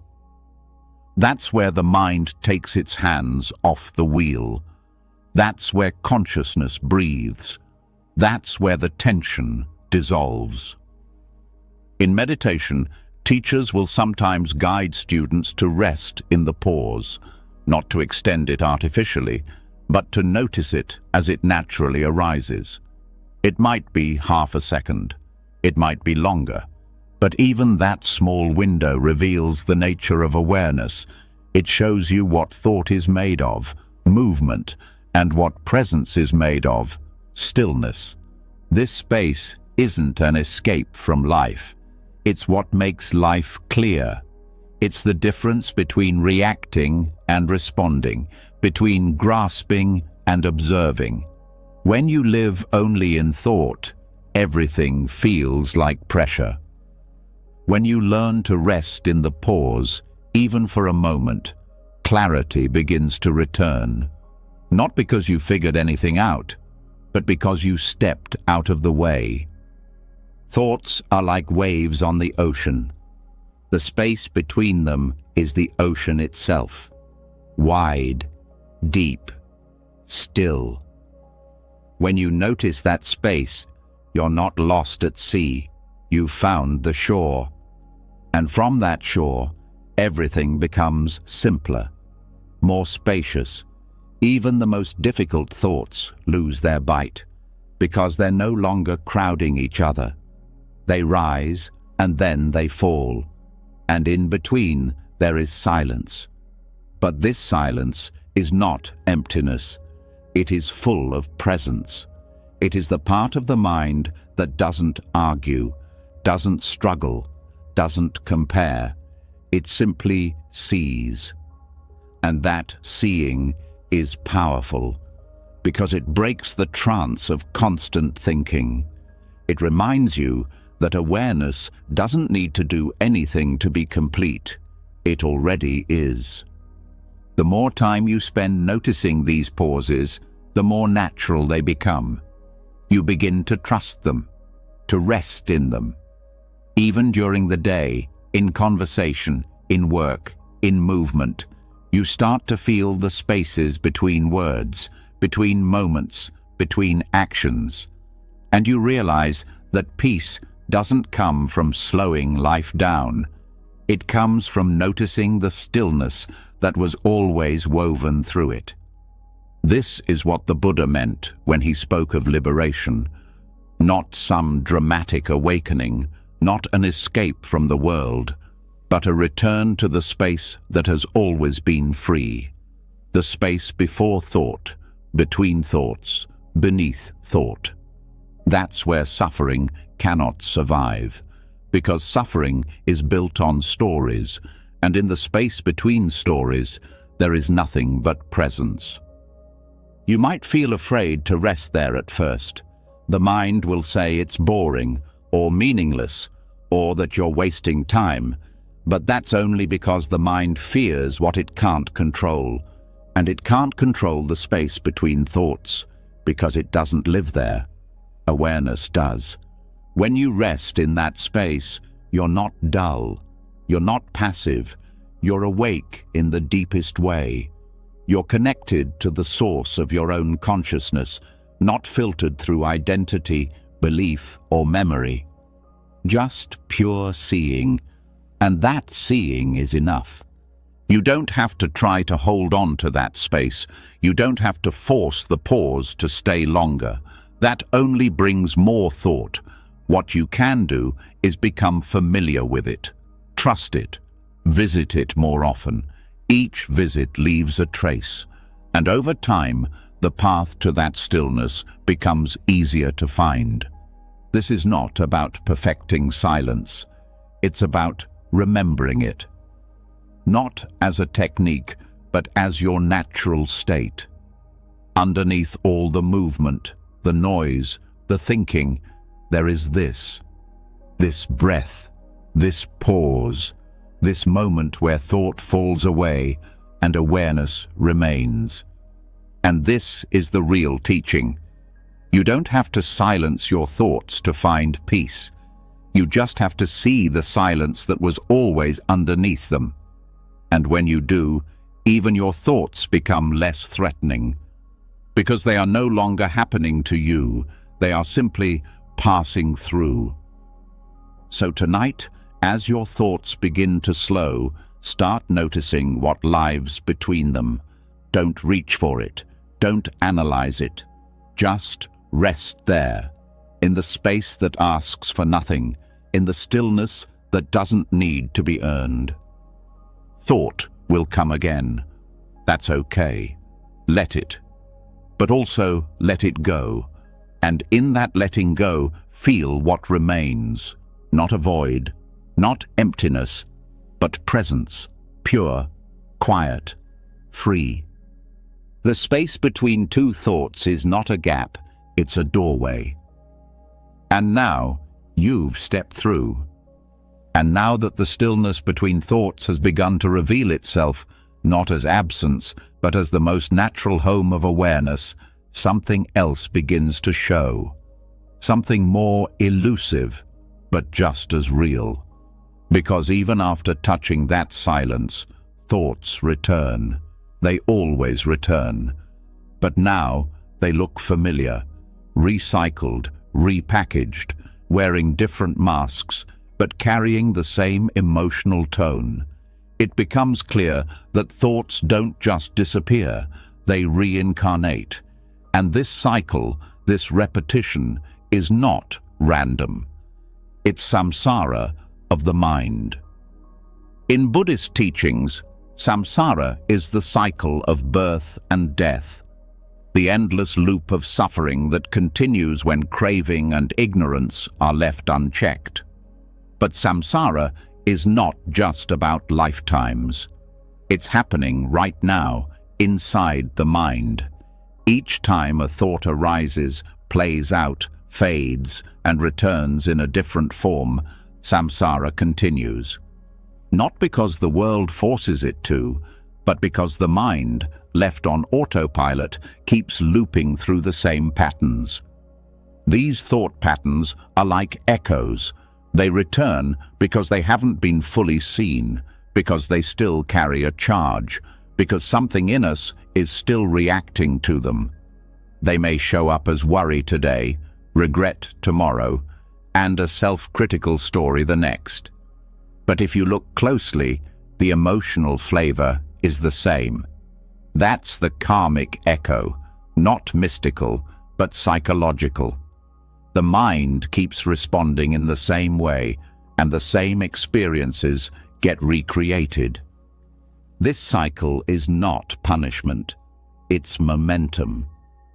Mental habits build grooves. The more you follow a pattern of thought, the deeper the groove becomes, and soon the mind starts running through those grooves automatically, not because it's wise, but because it's practiced. That's why the same thoughts keep coming back, even after you've dealt with them. It's not that the mind is broken, it's that the pattern hasn't been fully seen with awareness. Not just recognized, but experienced with clarity. Thought reincarnates itself because we keep reacting the same way. When reaction ends, the cycle begins to break. This is where mindfulness becomes your liberation tool. When you bring presence to a familiar thought, noticing how it feels in the body, how it triggers emotion, how it loops, you start to interrupt the karma. You start to respond instead of react. You stop feeding the momentum, and slowly the thought pattern begins to lose energy. This doesn't happen by force. It happens by insight. Buddhist insight, or vipassana, is not about replacing negative thoughts with positive ones. It's about seeing thoughts as they are, without clinging or resistance. It's about feeling the entire life cycle of a thought without adding extra weight to it. For example, a thought like, "I'm not good enough," might appear. If you meet it with more thought, arguing with it, defending yourself, trying to disprove it, you've just created a new version of the same cycle. But if you meet that thought with stillness, with full awareness of how it lands in the body, with curiosity instead of defense, something changes. The thought runs its course. It rises, it passes, and the space between thoughts returns. Most people think they're stuck because their thoughts are too powerful, but in truth, they're stuck because they keep reacting in the same way.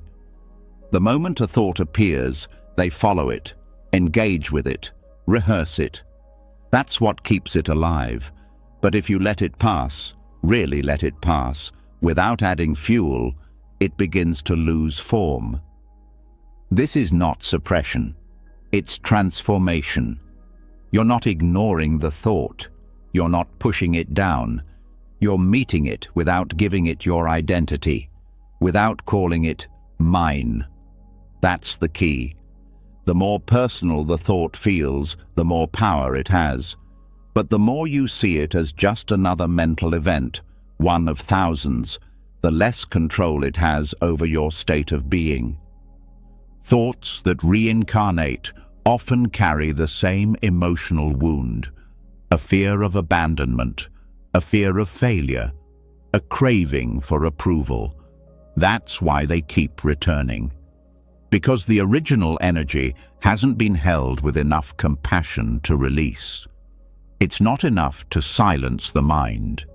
The deeper work is to see what's underneath the repetition and meet it with care.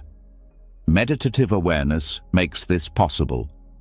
When you sit in silence and allow thoughts to rise and fall without attachment, you begin to recognize the architecture of your own mind. You see the hidden structures, the recurring themes, the emotional fingerprints left on thoughts that seem different but are fundamentally the same. And when that recognition deepens, the spell breaks. Samsara of the mind is fueled by forgetfulness, forgetfulness of the present, forgetfulness of awareness. But the moment you remember, truly remember, that you are not your thoughts, the loop slows. You become less reactive, more grounded, more capable of witnessing a thought without becoming it.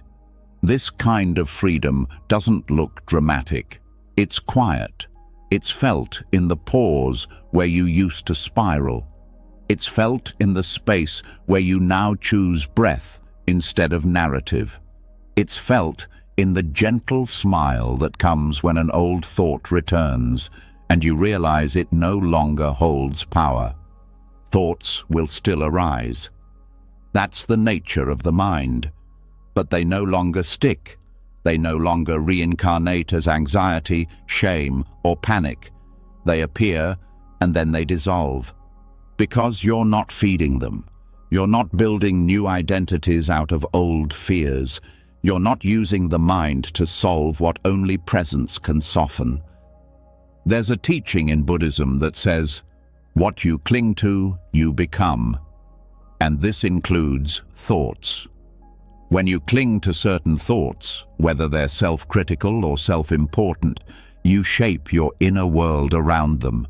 But when you release the grip, what remains is something much lighter, something more true.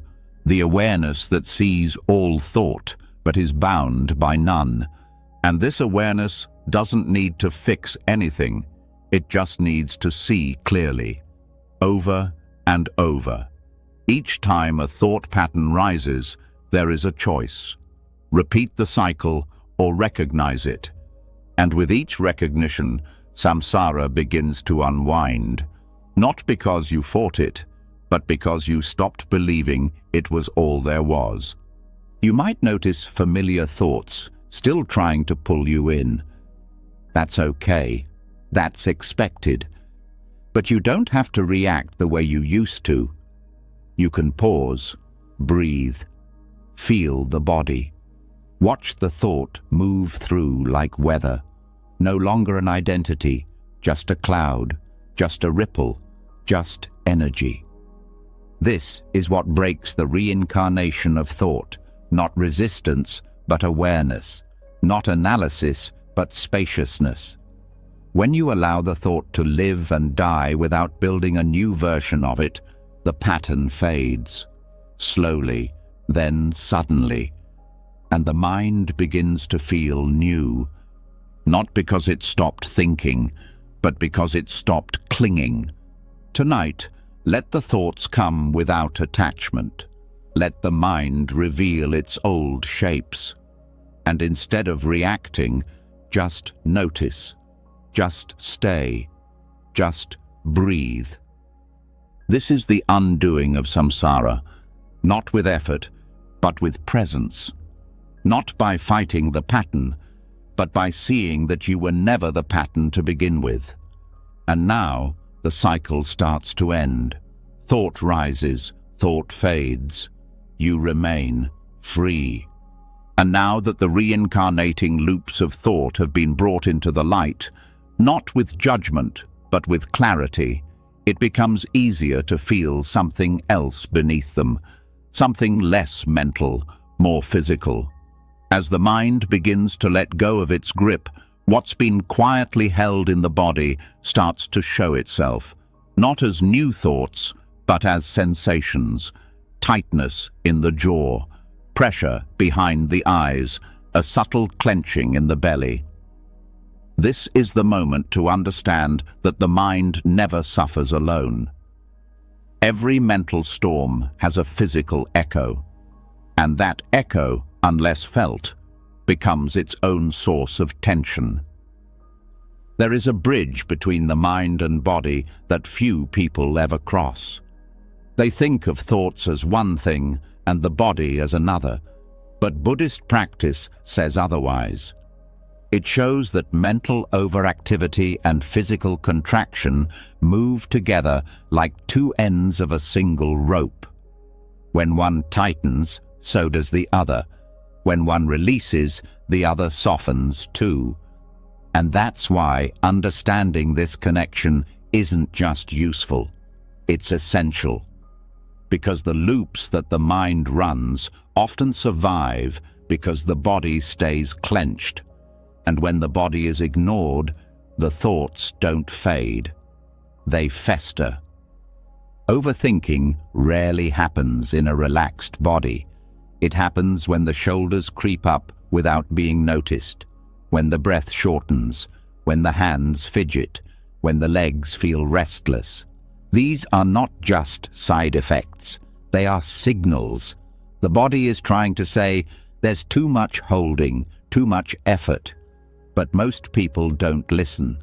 They stay in their heads, trying to think their way out of thinking, and the loop continues.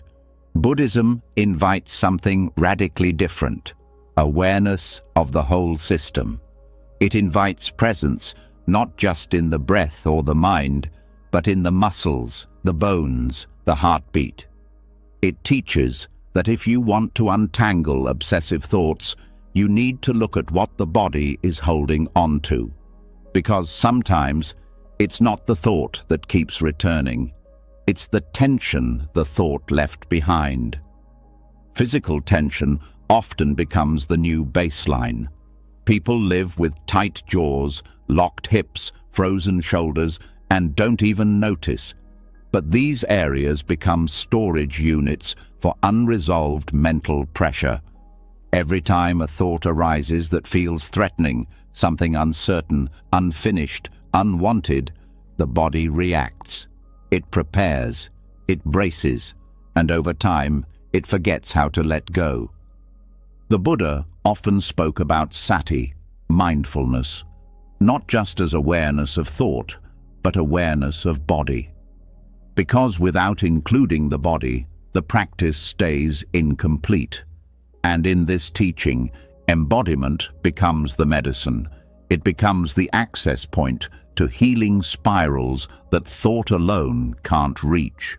You begin by scanning the body gently, not as an exercise, but as a listening. You feel into the chest, the neck, the stomach. You don't try to change anything. You don't force relaxation. You simply notice what's already there. And what's already there is often a map of your stress, a quiet outline of where the mind has been working over time. When this awareness deepens, you start to see patterns. Certain thoughts always bring a clenched jaw. Certain memories tighten the shoulders. Certain worries contract the gut. And instead of trying to change the thoughts, you begin working with the sensation. You soften the jaw. You lengthen the breath. You rest the hands. And slowly, the thought begins to lose momentum. This is the two-way bridge. The mind affects the body. The body affects the mind. And if one side can't let go, the other can't either. This is why relaxation isn't a luxury. It's a requirement. Not just physical rest, but deep, intentional release of tension that the body has been carrying for too long. Even subtle changes can shift everything, letting the shoulders drop while exhaling slowly, releasing the belly instead of holding it tight, feeling the weight of the legs fully supported by the floor. These moments don't seem like much, but they interrupt the loop. They remind the nervous system that it doesn't have to be on guard, that it's safe now, that thinking can slow because the body is no longer reacting. This is not about controlling the body, it's about coming home to it. Many people live above the neck, completely disconnected from what's happening below. But Buddhist embodiment practice teaches full presence. It teaches you to live in your body with the same attention you give your thoughts. Noticing the temperature of your skin, the heaviness or lightness of your limbs, the rhythm of your heartbeat. These are not distractions, they are anchors, and they bring the mind back to now. There is a concept in somatic mindfulness called interoception, the ability to feel what's happening inside the body. When this sense is developed, the entire experience of thought changes. Because now, each thought has a physical fingerprint. You begin to notice, when I think this way, my body does this. And instead of trying to wrestle with the mind, you work with the body. You calm the system from the inside. Even the breath, the most basic bodily function, becomes a guide. Shallow, rapid breathing usually signals mental agitation. But when the breath deepens, not by force, but by awareness, the mind starts to follow. There's a reason the Buddha returned to the breath again and again. It's not just spiritual, it's biological. The breath is the thread that connects mind and body. And every time you follow it fully, you cross the bridge. You bring both sides into harmony. This is where true release begins, not by analyzing your way out of stress, but by softening into it. By giving the body permission to relax, the mind begins to mirror that softness, not immediately, but reliably. Over time, you train both systems to work together instead of against each other. Some thoughts may never need to be solved. They only need to be felt in the body and allowed to pass. And this can only happen when the body is included in the practice. Otherwise, awareness stays too thin, too narrow, and the spiral continues. You might notice during this exploration that certain areas of the body feel numb, or heavy, or overactive. That's okay. That's the map reawakening. Let it speak. Let it unfold without trying to fix it. Awareness alone begins to change the way energy moves. The more space you give the body to be felt, the more room the mind has to let go. Even emotions, often seen as mental experiences, live in the body. Sadness has a texture, anger has a heat, fear has a contraction. And when you meet these not as problems, but as patterns of sensation, they start to dissolve. They stop feeding thought. And thought, no longer fueled by emotion, begins to quiet on its own. This is why embodiment is not separate from mindfulness. It is mindfulness. It is what grounds your awareness in reality instead of imagination. It is what turns meditation from a thinking exercise into a full-body experience of presence. Tonight, as you breathe, let your attention widen. Feel into the neck, the back, the stomach. Let yourself notice where tension lives, not to fix it, just to know it, just to say, I see you. And in that seeing, something softens, something lets go. You don't have to do anything dramatic. Just let awareness reach the parts of you that thinking left behind. Let the body speak in its own language. Let the breath move where tightness has been hiding. Let the nervous system reset without being forced, because every time you release tension, you interrupt the mental loop. Every time you come back to sensation, you come back to now. And in that now, thought loses its urgency. It becomes quieter, softer, less demanding. The mind and body are not separate. They're a single experience, moving together. And when one heals, the other follows. So tonight, as you rest, let them walk across the bridge toward each other. Let the breath be the path. Let presence be the meeting point. Let tension unravel not as a task, but as a gift. And in that gift, you return to wholeness. You return to peace. You return to yourself.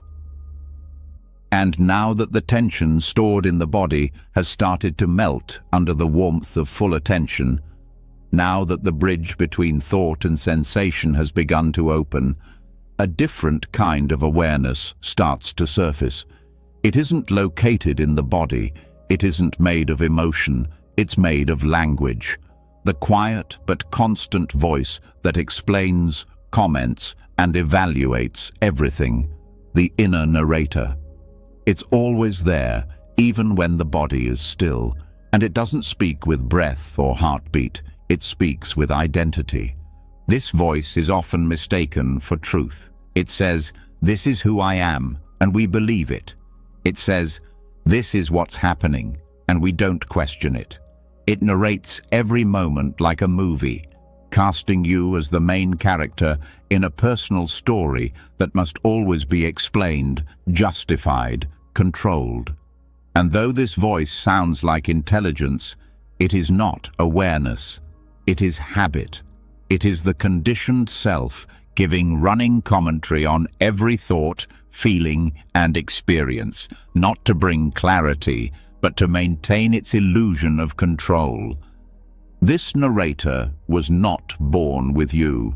It was built over years, out of memories, labels, fears, and social expectations. Its job is not to observe life, but to script it. It keeps the ego alive by keeping a story running. Even when silence is present, it wants to fill it. Even when there is nothing to solve, it starts solving anyway. That's why it doesn't stop. Because stopping would mean facing what exists beyond the story. And that, for the narrator, is terrifying. In Buddhist thought, this voice is part of the false self, the one made of mental formations. It isn't you, it's the accumulation of conditioned identity held together by the glue of narration. The more you identify with this voice, the more trapped you feel in its rhythm. The voice judges, it compares, it replays conversations, it imagines future disasters, and it disguises itself as you. So, you rarely notice how automatic it is. The first step is not to silence it.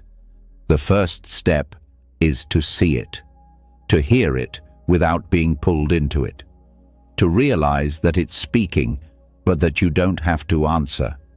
The voice might say, "You should be doing more," but you don't have to move. It might say, "You always mess things up," but you don't have to believe it. You are not the voice. You are the awareness that hears it. When this shift happens, a new kind of silence appears. Not because the narrator is gone, but because it's no longer being followed. The voice becomes background noise, and the foreground becomes quiet, spacious, free. This doesn't mean the narrator won't fight back. It will. It's built to survive. It will get louder before it gets quieter. It will insist that its stories are urgent, that without it, everything will fall apart. But if you stay still, if you just keep listening without reacting, the power begins to fade. You might hear it say, "This silence is uncomfortable. Do something."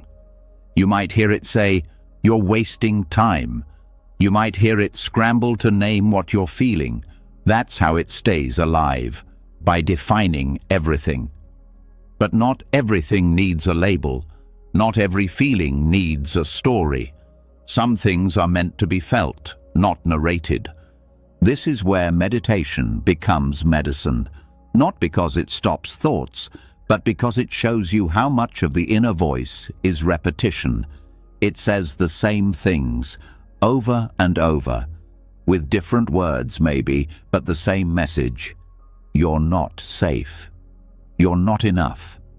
You need to fix this. But those messages are just echoes. They're not updates from reality.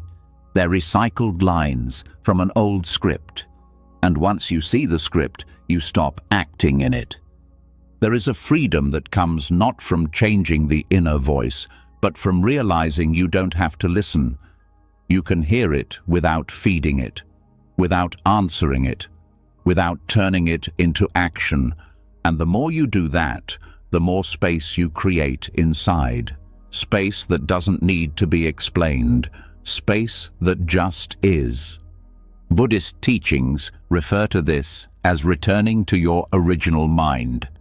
The mind before thought, before story, before narrator. It's not blank. It's clear. It sees without describing. It knows without defining. It experiences without needing to explain. That mind is always here, underneath the voice, waiting to be remembered. This practice is not passive. It's fierce in its gentleness. Because to stop following the inner narrator means to stop performing for it, to stop living a life that needs constant explanation, to let go of the identity that was built out of commentary, and fall back into the simple truth of being. This means letting go of the need to justify your feelings, to narrate your healing, to prove your worth with inner monologue. It means learning how to sit in the moment without narrating it back to yourself in real time. And when the voice speaks, it means smiling at it, not as an enemy, but as an old habit that no longer needs to run your life. You don't need to kill the narrator. You just need to stop hiring it to tell your story. The less you rely on it, the more natural silence becomes. And in that silence, something else starts to rise. Not a new voice, a new way of knowing, direct, wordless, peaceful. This is what Buddhist insight points toward again and again. Not more thinking, but clearer seeing. Not louder inner dialogue, but deeper inner stillness. The narrator says, "You are this story." Awareness says, "You are what sees the story." And once you see that clearly, you no longer confuse the voice for yourself. This changes everything. Decisions feel less pressured. Emotions feel less tangled. Relationships become more real, because you're no longer experiencing them through commentary. You're present, fully, without needing to explain why. And this is where the real silence begins. Not the silence of no sound, the silence of no self-narration. The moment when you stop describing your life to yourself and just live it. Moment to moment, breath to breath, without the middleman. Tonight, let the inner voice keep speaking if it must, but don't follow, don't agree, don't resist. Just let it speak into open space, like a radio left on in the corner. You hear it, but you don't engage. And slowly, it becomes background, then quieter, then irrelevant. You are not that voice. You never were. You are the space it echoes in. You are the awareness that remains long after it fades. And in that awareness, there is nothing to prove, nothing to fix, nothing to narrate, only peace. only presence, only what is real.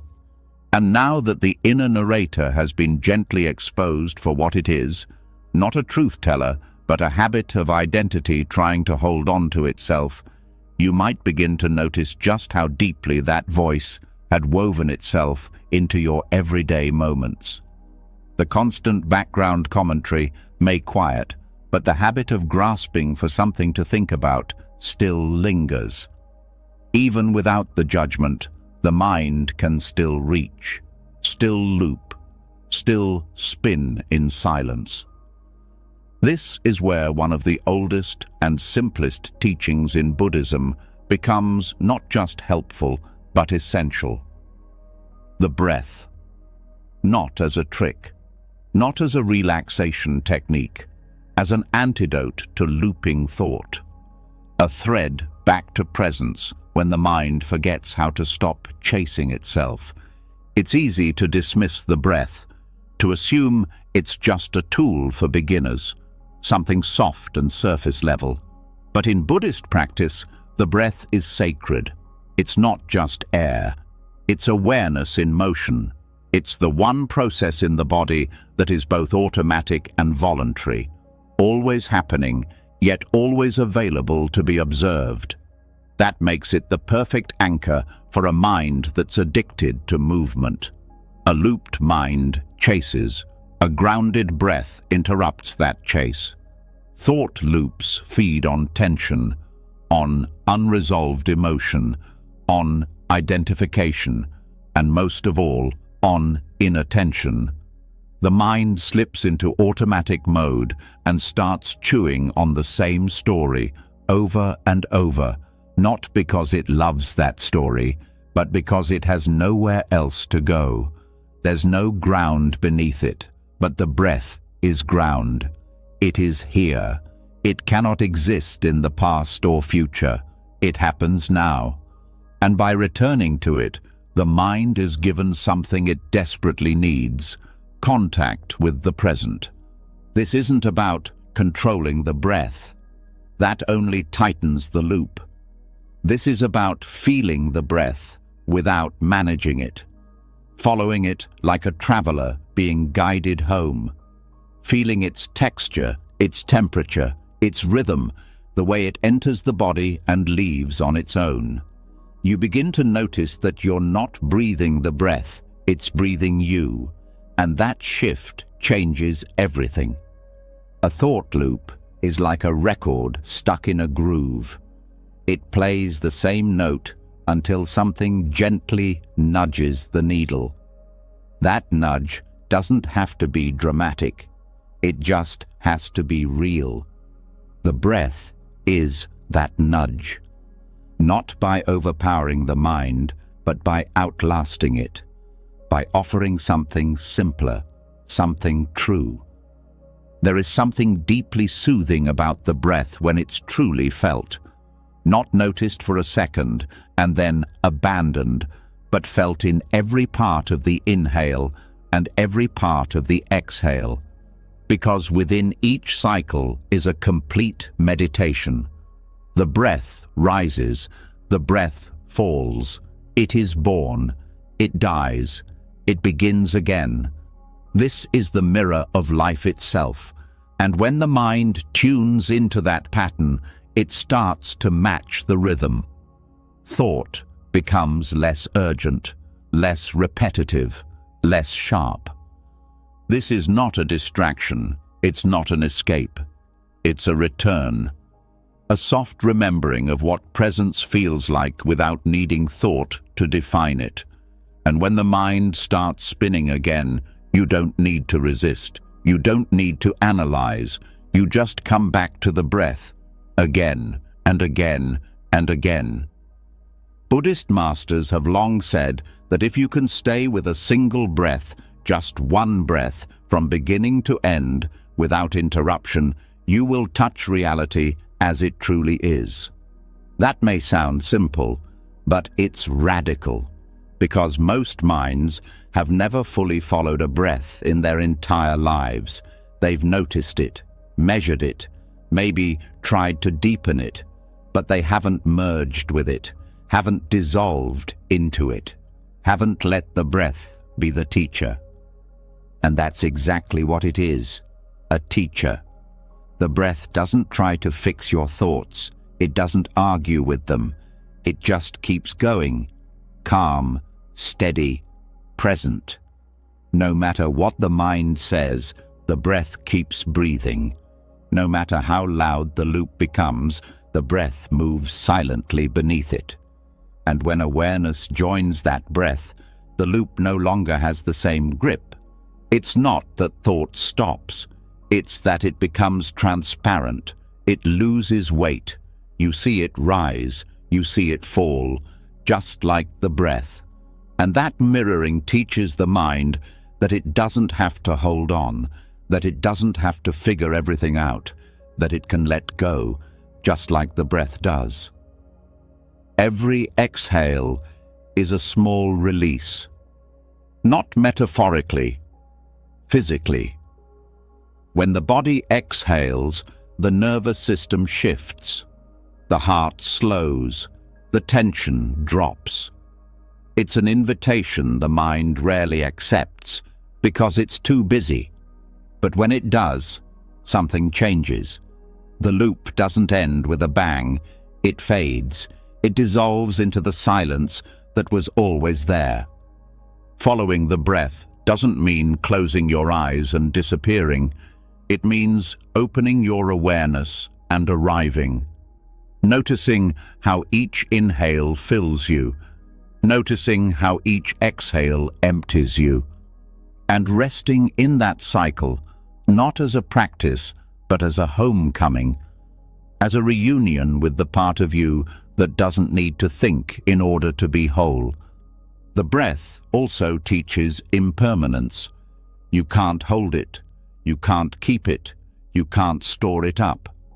It comes and it goes. And that truth, when felt directly, starts to unwind the illusion that any thought can give lasting safety. Thought pretends to offer security.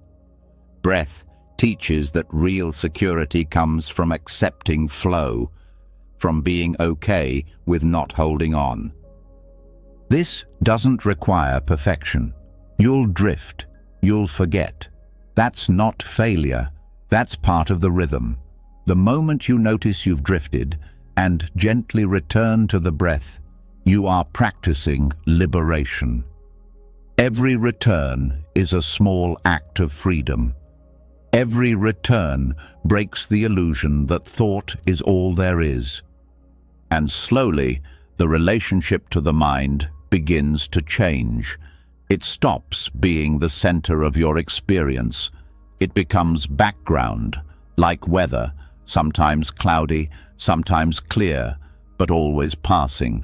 Meanwhile, the breath stays steady, like the earth beneath your feet, like the tide that never forgets to rise and fall. When the mind loops, it's trying to protect you. But protection, rooted in fear, becomes a prison. The breath shows you another way. It protects by grounding, by steadying, by reminding you that this moment is safe enough to stop running, safe enough to feel, safe enough to rest. Let this be your practice, not to think less, but to follow more. Follow the breath, not to escape the mind, but to remember what's real, what's alive, what doesn't need a story to exist. Let the breath be your doorway back, not to some ideal version of peace, but to the peace that's already here. Tonight, follow it, not in your head, in your body. Follow it like a thread that pulls you back into yourself. Let the thoughts loop if they must, but let your awareness return to the breath. Again, and again, and again, until the loops lose their energy, until the silence feels fuller than the stories, until presence is no longer a concept, but a place. And once you're there, stay. breathe, be. And now that the breath has opened a doorway back to stillness, not by force, but by rhythm, you begin to feel a deeper truth rising beneath the surface. Even as the thoughts quiet down and the mind begins to slow, there's still something inside that reaches. It reaches not for a thought, not for an escape, but for an answer, a conclusion, a guarantee, a solid ground to stand on. This reaching isn't noise. It's not loud like overthinking. It's quieter, but just as persistent. It's the craving to know, and not just to know facts, but to know outcomes, reasons, meanings, futures.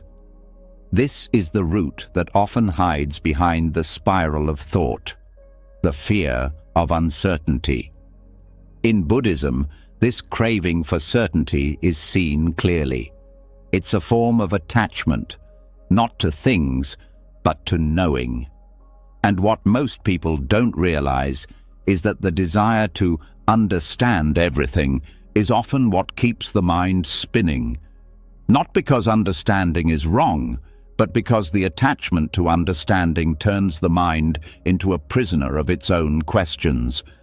The world trains people to believe that knowing is safety, that if you just know enough, plan enough, learn enough, think enough, you can prevent suffering. But reality doesn't work that way. Things still fall apart. People still leave. Feelings still shift. Life still moves in unexpected ways. And when the mind refuses to accept this, it begins to overthink, not to process, but to protect. This need to know becomes its own burden. You start replaying conversations not because you enjoy them, but because you're trying to decode them. You analyze future scenarios not because you can change them, but because uncertainty feels unbearable. The loop isn't fueled by thought itself, it's fueled by resistance to the unknown. Buddhist wisdom doesn't ask you to reject knowledge. It asks you to release your dependency on it. It teaches that the deepest peace doesn't come from what is known. It comes from the ability to be with what is unknown, to rest in a space where answers haven't yet arrived and may never come, and to not feel threatened by that. The Buddha himself refused to answer certain metaphysical questions, not because he didn't have insight, but because he knew those questions were rooted in the craving for control. And craving, no matter what form it takes, leads to suffering. So instead of offering answers that soothe the surface, he offered a path that dissolves the need for answers altogether. That path begins with presence. Presence is not just awareness of what's happening, it's awareness without needing to name it. It's attention that doesn't demand clarity. Most people mistake peace for understanding. They think, once I figure this out, I'll be free. But freedom doesn't wait at the end of a solved problem. It's available right now when you stop demanding that the problem be solved. This shift changes everything. You start to see that your questions are not the issue. It's your urgency for answers that keeps you from peace. You don't need to resolve the past. You don't need to predict the future. You need to sit in the space in between, where truth isn't a conclusion, but a presence. There is a kind of courage required to stop trying to know everything. It's the courage to let go of the safety blanket of analysis, to stop pretending that if you just think hard enough, life will become predictable. Buddhism calls this courage wise not knowing, not ignorance, not confusion, but a deep, calm acceptance that life doesn't owe you certainty. And in that acceptance, overthinking begins to fade. Not because you stopped thinking, but because you stopped expecting your thinking to fix what only presence can hold. Thoughts will still arise. Doubts will still whisper, but they no longer carry the same weight. You start to feel the difference between a question that arises naturally and a question born from fear. The first is a doorway to insight. The second is a wall built against discomfort. When you stop feeding the need to know, something beautiful happens. Curiosity returns. Not the anxious curiosity that demands answers, but the open curiosity that explores without clinging. You become a witness to life, not a controller of it. And that witnessing allows wisdom to emerge on its own, in its own time. There is a teaching that says, the clear mind does not seek to clarify. It means that clarity is not a product of effort. It's a natural state that arises when effort drops. When the clouds of craving lift, the sky of understanding is already there. You don't need to create peace. You need to stop covering it with questions you were never meant to answer. This is especially important in moments of emotional confusion. When grief comes, when change hits, when someone says something that leaves you unsure, the mind rushes in to interpret, to find meaning, to build a story. But often, that story isn't healing. It's just distraction. The real healing begins when you can feel the emotion fully without needing to name it. When you can say, I don't know what this means yet, and that's okay. Even in relationships, the cost of certainty shows up. You want to know what someone feels. You want to define what's happening. You want to label the connection, the distance, the silence. But some things don't fit into words. Some experiences are meant to be lived, not dissected. When you drop the need to define them, you finally get to feel them. Overthinking thrives on the illusion that knowledge is control. But control is just another story. A way the ego tries to protect itself from the rawness of change. When you stop needing control, you stop clinging to thought. You stop building fortresses out of logic. You stop mistaking certainty for safety. And this is the deeper teaching. Peace doesn't come from knowing. It comes from intimacy with the unknown, from staying open when the mind wants to close, from staying soft when the ego wants to harden, from trusting that life will unfold even when your understanding lags behind. This isn't passive. It's powerful. It's what allows you to live fully without needing a script, to love without needing guarantees, to feel without needing proof, to be without needing to become. Tonight, let yourself rest in the unknown. Let yourself not need answers. Let your breath anchor you when questions rise. Let your body hold space when the mind doesn't know what to do. Let silence be enough, not because you gave up, but because you finally stopped searching for what was never missing. Peace is not the result of solving everything. Peace is what's left when the solving stops. When you realize the mind can rest, even in uncertainty.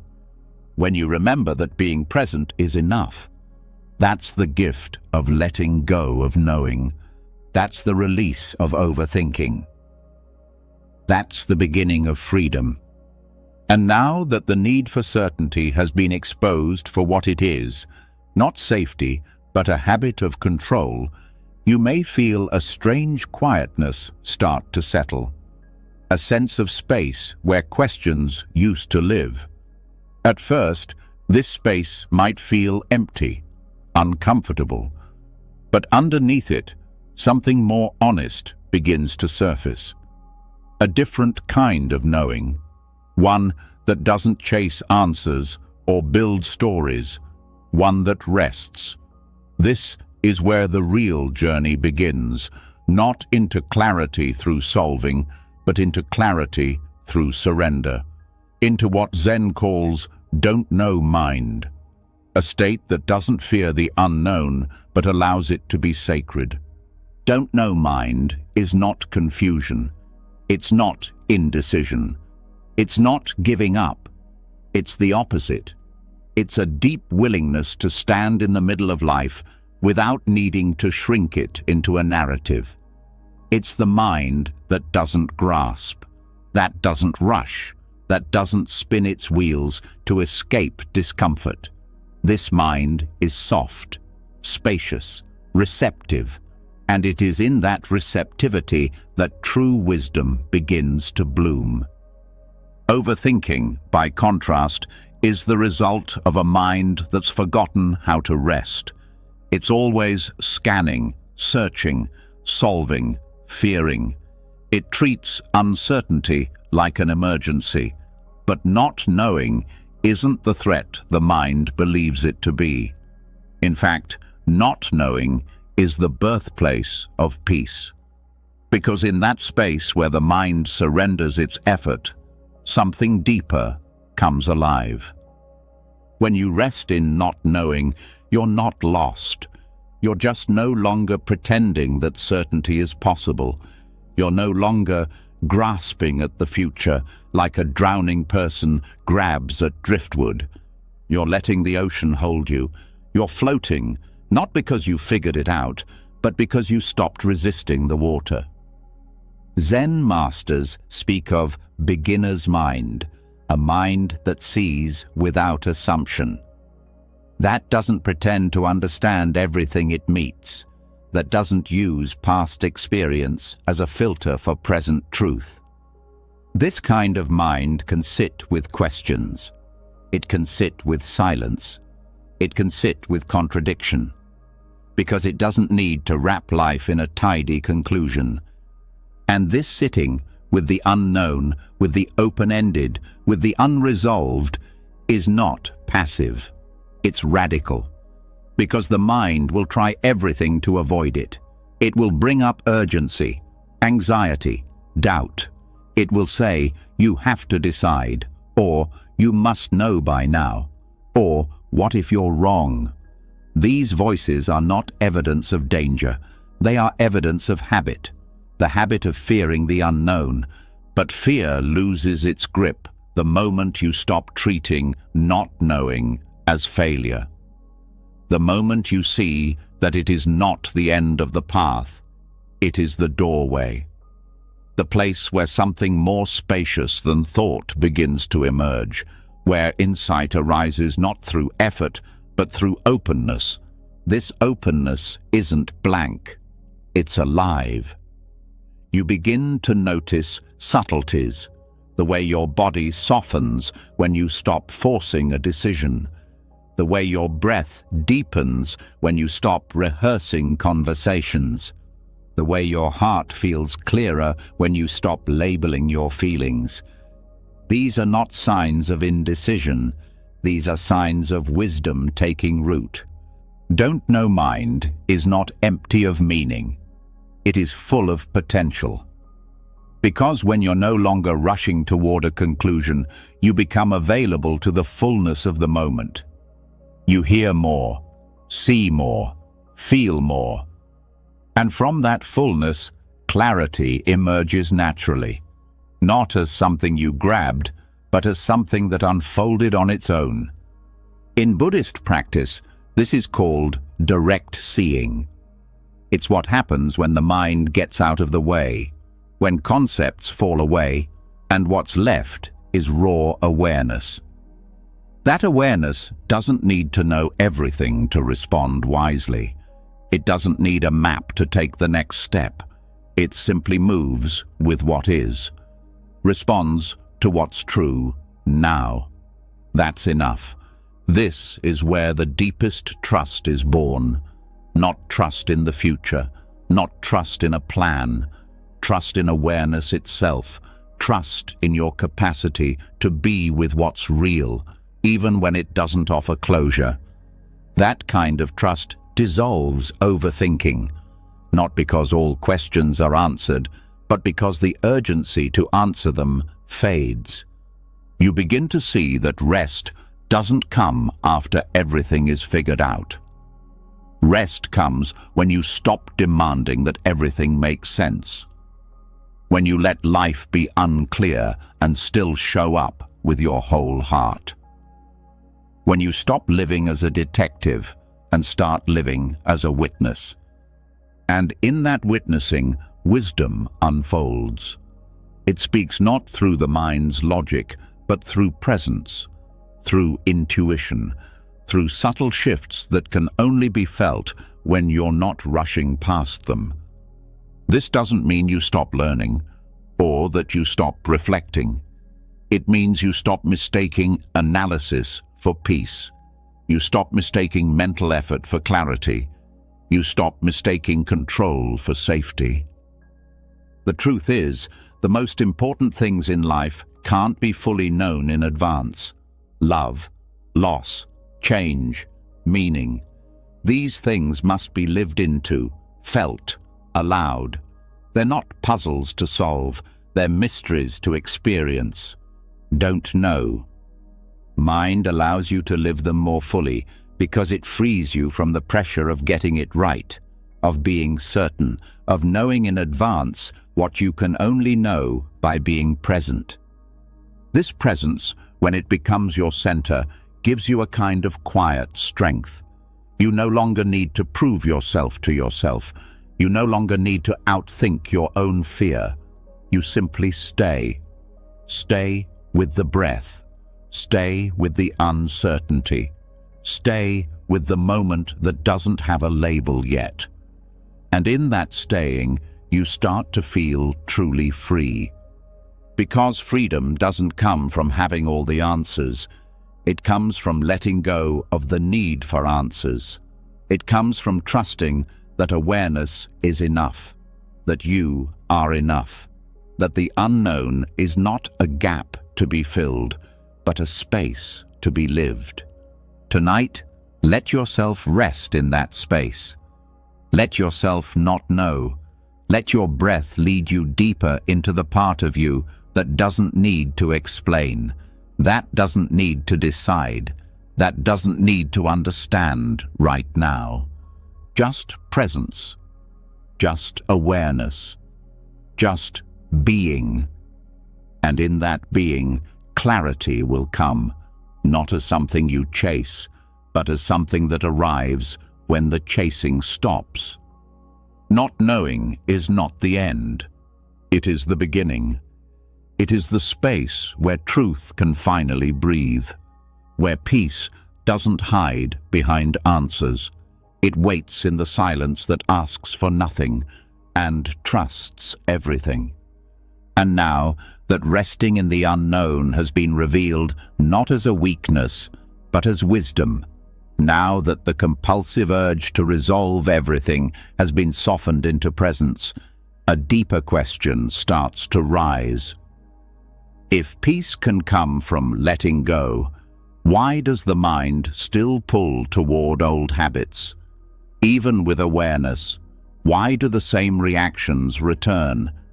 Why does the same worry, the same fear, the same pattern come back even after it's been seen? The answer is not punishment. It's not failure. It's the natural unfolding of something subtle and powerful, karma of the mind. In Buddhism, karma is not some supernatural reward and punishment system. It's not fate. It's not destiny. It simply means action, cause and effect, repetition. What you do with your attention, your speech, your thoughts, and your intentions lays down grooves in consciousness. The more you walk a path, the easier it is to keep walking that same way. The deeper the groove becomes, the harder it is to change direction. This is how mental habits become karma. Not just what you think, but how you think. how quickly the mind jumps to conclusions, how easily it spirals into defense, how it moves toward blame, worry, resentment, or self-doubt without being asked. These are not personal flaws, they are patterns, and patterns become ruts when they're not interrupted. Most people don't see these ruts because they've lived in them for so long. The response feels natural, the emotion feels automatic, the thought feels inevitable, but none of it is fixed. The mind is just practiced, and what it practices becomes its path. If the mind constantly practices reactivity, it becomes reactive. If it practices fear, it becomes fearful. Not because it wants to suffer, but because it doesn't know there's another way. Karma of the mind isn't something happening to you. It's something happening through you. And once you see this clearly, something powerful becomes possible. Conscious choice. The ability to interrupt the pattern, not by force, but by awareness, not by pushing it away, but by choosing not to feed it anymore. This is where freedom begins, not in avoiding old thoughts, but in responding to them differently. When a familiar worry arises, you can pause, breathe, recognize the pattern. Instead of reacting, you witness. Instead of spiraling, you stay. That moment of staying, of doing nothing, is the beginning of new karma, a new groove, a new path that leads away from suffering, not deeper into it. Thoughts will still come, emotions will still rise, but your relationship to them starts to shift. You no longer act on them just because they're loud. You no longer believe them just because they're familiar. You stop rehearsing them, replaying them, reinforcing them, and in that stopping, they begin to dissolve. Buddhism teaches that every moment of mindfulness is stronger than thousands of unconscious reactions, because awareness interrupts the cycle. It doesn't erase the past, but it rewrites the momentum. Every time you notice the pattern and don't feed it, you lay down new karma. Not tomorrow, not after years of practice. Now. This is not about perfection. You will forget. You will fall into old habits. That's okay. The power is not in never falling, it's in returning, in seeing more quickly, in recovering awareness sooner. That recovery is what transforms old karma into new possibility. And the more you practice this, the more sensitive you become to the small spaces where suffering starts. You catch the first hint of tension in the body, the first flicker of judgment in the mind, the first tight breath before a reaction. These are the seeds. Most people miss them. They only notice suffering when it's fully grown. But with practice, you begin to feel it in its earliest form. And in that early noticing, you get to choose something else. This is why mindfulness is not just relaxation, it's revolution. Because it changes where your life is being shaped. Not on the outside, but in the moment you decide whether or not to follow a thought, whether or not to believe a story, whether or not to add one more layer to the same reaction you've played 1,000 times. Old thought patterns don't go away just because you want them to. They go away when they're no longer useful, when they no longer serve a purpose, and they stop being useful when you stop using them to manage discomfort, when you stop using them to avoid presence, when you stop using them to reinforce an identity that is ready to fall apart. And yes, it may feel like you're walking uphill at first, because the grooves are deep. The mind will slide back into them out of habit. But you're not failing, you're reconditioning. And that takes patience, compassion, and most of all, consistency. The key is not to fight the thoughts, it's to stop fueling them. Every time you bring attention back to the breath instead of the story, you're breaking the karmic chain. Every time you feel the emotion without reacting, you're rewriting the script.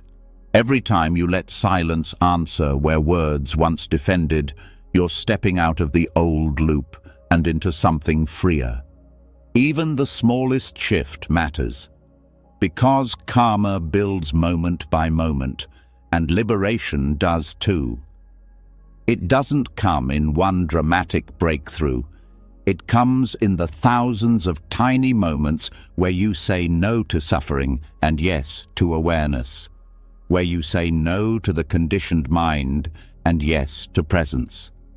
This is how healing happens, not all at once, but through repetition. The same way pain became automatic, peace can become natural. The same way the mind once raced, it can learn to rest. The same way patterns once ruled, presence can return. And the most beautiful part is this. You don't have to wait. You don't need to be more advanced. You don't need to be perfect. You just need to pause, to notice, to choose, again and again, until choosing presence becomes your new habit, until awareness becomes your new momentum, until the karma of your mind reflects your freedom, not your past. So tonight, notice the thoughts that return, the stories that replay. Don't resist them. Don't chase them. Just watch. Feel their shape. Feel their pull. And let them pass. You don't have to fix them. You just have to stop following them. And in that stopping, you create a new path. One thought at a time, one breath at a time, one moment at a time. This is not mystical. It is practical. It is possible. And it is already happening. And now that the grooves of mental karma have been brought into view, not with shame, but with awareness, you start to see just how deeply some thought patterns have carved themselves into your inner world. Not only as habits, not only as familiar reactions, but as something more painful, more hidden, more personal.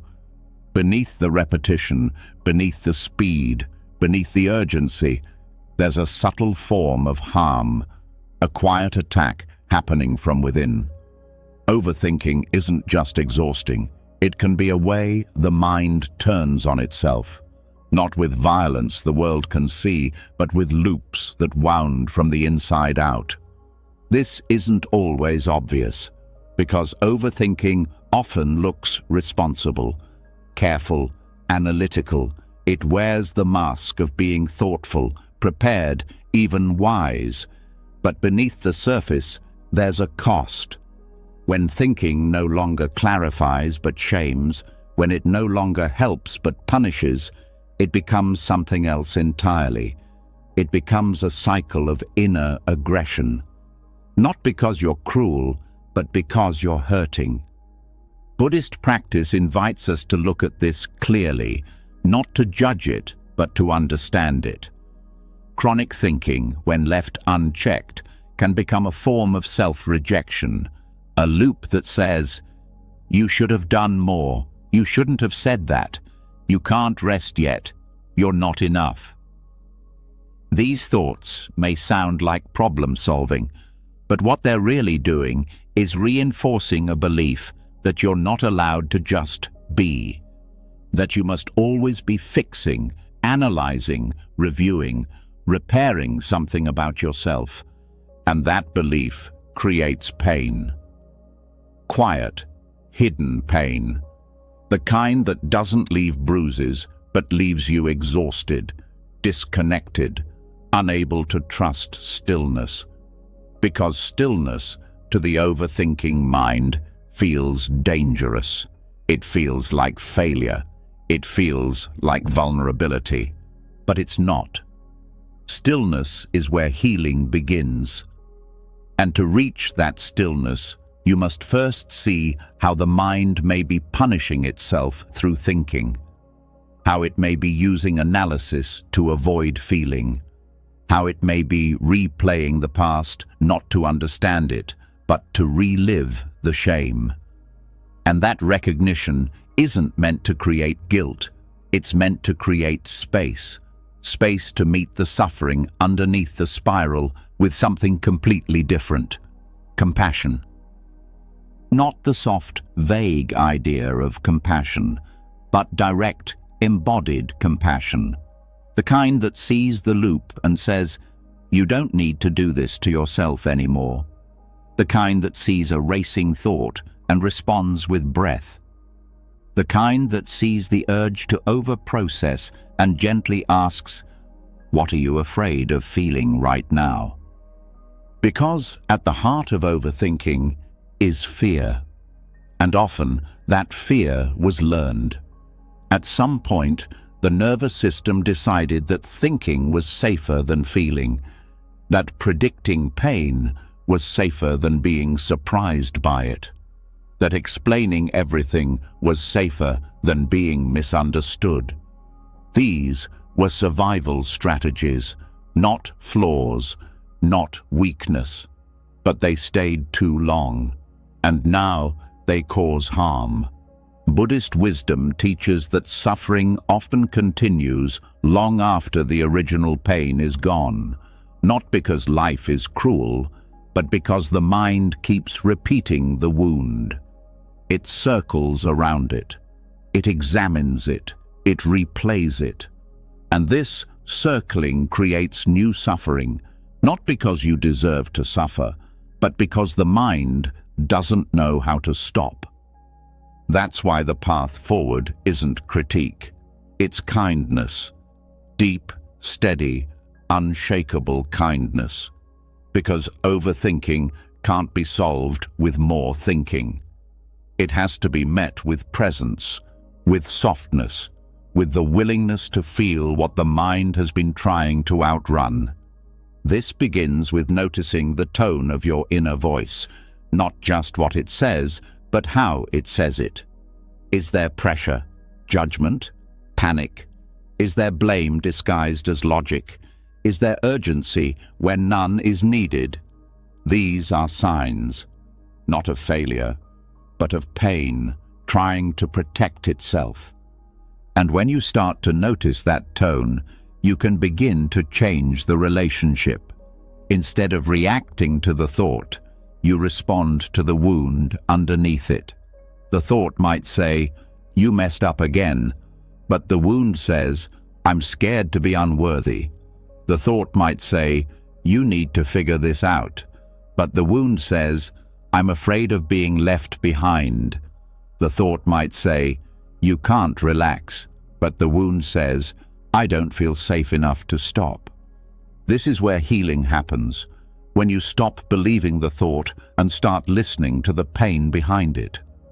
When you stop spiraling and start soothing, not with explanations, but with presence, with breath, with stillness. And in that stillness, the body begins to soften. The nervous system begins to trust. The spiral begins to slow, not because the problems are solved, but because the war inside is ending. The mind is no longer turning on itself. It's being held, seen, respected. Overthinking often tries to fix what can only be healed, and healing doesn't come from analysis. It comes from love, from attention, from the willingness to feel instead of flee, to soften instead of solve, to rest instead of repeat. This doesn't mean you'll never overthink again. The grooves are deep. The habit is strong. But now there's another option. There's a pause, a breath, a new way of relating to the mind. And that new way grows stronger every time you choose compassion over critique. You begin to notice sooner. You begin to soften faster. You begin to stop spirals before they start. And when you don't, when the spiral runs anyway, you meet it with kindness, not shame. You say, "This is the part of me that's scared. This is the part of me that learned to think as a way to feel safe. And I'm here now. I see it. I won't abandon it." That's the voice the mind has been waiting for. Not one that fixes, one that stays, one that doesn't turn away just because the thoughts are dark or messy, one that says, "I love you even here, even now, even like this." And that kind of voice, that kind of presence, starts to heal what overthinking has been covering. It reaches the root, the grief, the shame, the unmet need, and it meets it not with analysis, but with care, not with solving, but with stillness. So tonight, as thoughts come, notice their tone, notice their urgency, and ask yourself, what is this thought trying to protect me from feeling? Don't rush to answer.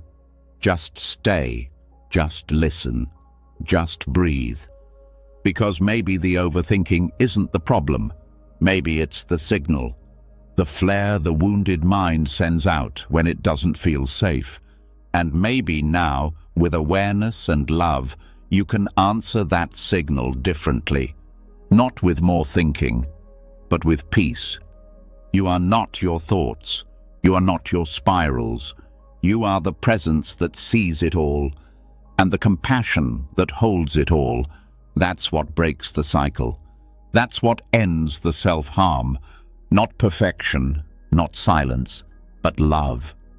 And now that the loops of overthinking have been revealed not just as habits, but as subtle forms of self-harm, now that you've seen how mental spirals can be acts of inner violence disguised as problem-solving, something softer begins to awaken. A new kind of seeing, not through effort, not through control, but through clarity.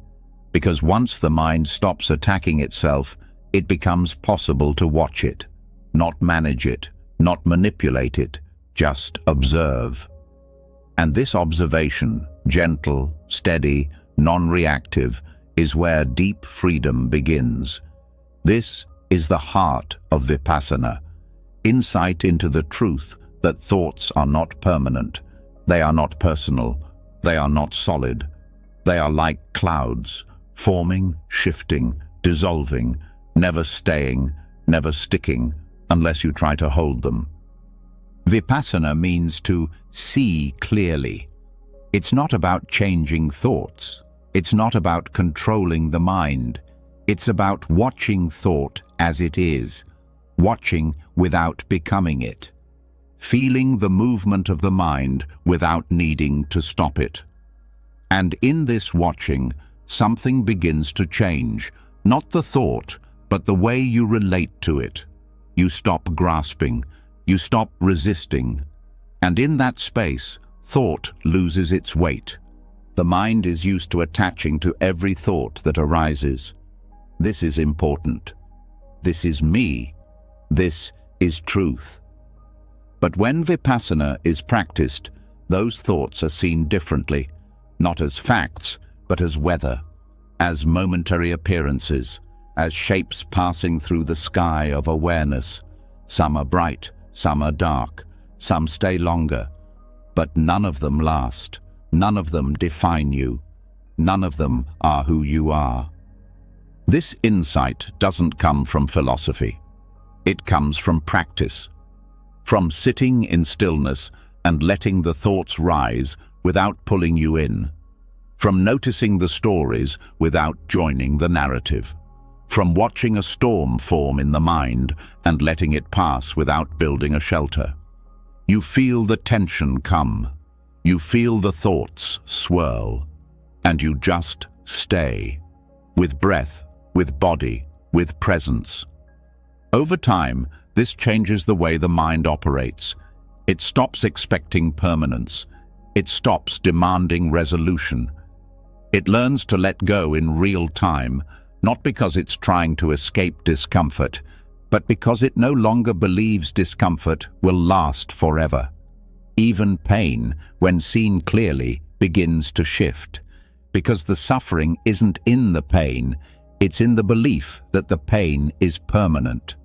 Vipassana teaches you to sit inside the wave, not run from it. To feel the rise, the peak, the fall, without commentary, without labels, just sensation, just thought, just awareness. This seeing is not passive, it's active in its stillness. You're not checking out, you're checking in so deeply that you stop reacting. You stop chasing, you stop trying to fix what was never broken. Because thought isn't a problem, identification is. When the mind believes every thought, it suffers. When the mind observes every thought, it becomes free. This is what Vipassana reveals again and again. The thoughts are not the issue. It's the attachment to them, the fear of them, the resistance to them, the belief that they are permanent or personal. But thought is not solid. You can feel this in meditation. A thought appears, you watch it. It stays for a few seconds, maybe a minute. Then it fades. Another comes. It too fades. This happens 1,000 times, and you start to see the truth. Nothing in the mind stays. Nothing needs to be held. Nothing needs to be answered. Even thoughts that return again and again are not the same. They are recreations, variations, ghosts of the original. And when you watch them without grasping, they start to lose their grip. They start to dissolve. Vipassana is not about pushing thought away. It's about letting thought be itself. Just like a cloud. You don't push a cloud, you don't grab it. You just watch it pass, and that's the practice. Thought arises. You see it. You breathe. You stay. Thought passes, and you are still here. This kind of seeing builds confidence, not in your intellect, but in your awareness. You start to trust that presence can hold anything, that no thought is too much, that no wave is too big, because you felt them rise and fall, over and over, and you're still here. This builds equanimity, a balanced mind, a mind that doesn't panic every time something uncomfortable arises, a mind that doesn't jump into every story, a mind that can sit in stillness while storms come and go, because it knows the sky is untouched. This also brings compassion, because when you see your own thoughts clearly, you stop judging others for theirs. You stop needing people to agree with you. You stop reacting to every word, every opinion, every behavior, because you know it's all weather, it's all movement, it's all passing through. And in this way, seeing clearly doesn't just heal your inner world, it changes how you live in the outer one. You listen more, react less, love deeper, judge softer, because you're no longer trapped in your own mind. You're no longer at war with thought. You're no longer trying to control the sky. You've remembered how to watch. This watching becomes your refuge. Whenever the mind gets loud, you return to awareness. Whenever a storm starts building, you anchor in breath. You open your senses. You let the cloud pass, and it always does. Not because you made it go, but because that's what clouds do. That's what thoughts do. They come, they go. The suffering only stays if you hold on. And when you stop holding on, something remarkable happens. Peace appears, not as an idea, as an experience. a quiet, spacious presence that isn't disturbed by anything the mind creates. It's always been there, hidden behind the clouds. Vipassana just shows you how to see it. Tonight, let that seeing begin. Let thoughts arise. Let them move. Let them fade. Stay with your breath. Stay with your body. Stay with the watcher. Don't chase. Don't fix. Just see. Because what you see clearly, you no longer fear. And what you no longer fear, you no longer fight. And what you no longer fight sets you free. Thoughts are not the problem. Believing them is. Grasping them is. Fearing them is. But when you let them float, when you let them pass, when you remember that they are clouds, not you, then you remember who you are, not the storm, not the weather, but the sky. And now that the mind has begun to release its grip on the clouds it once clung to, now that thoughts are seen not as commands but as passing weather, something even deeper starts to reveal itself. Beneath the movement, beneath the rising and falling of inner storms, beneath the silence between them, there lies a question that most never think to ask.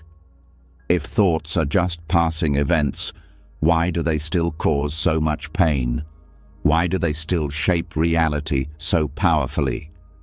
The answer is not in the thoughts themselves, but in what the mind does with them. It's not the thought that causes suffering, it's the belief, it's the identification. It's the moment when the mind says, "This is true," and stops looking any further. In Buddhist teaching, this moment is called fabrication. The mind doesn't just record reality, it builds it, it shapes it. It interprets and filters and rearranges based on its own habits and conditioning. What appears in your experience is not raw truth. It is a constructed view. It is perception shaped by memory, emotion, expectation, fear, and bias. And when the mind forgets this, suffering begins.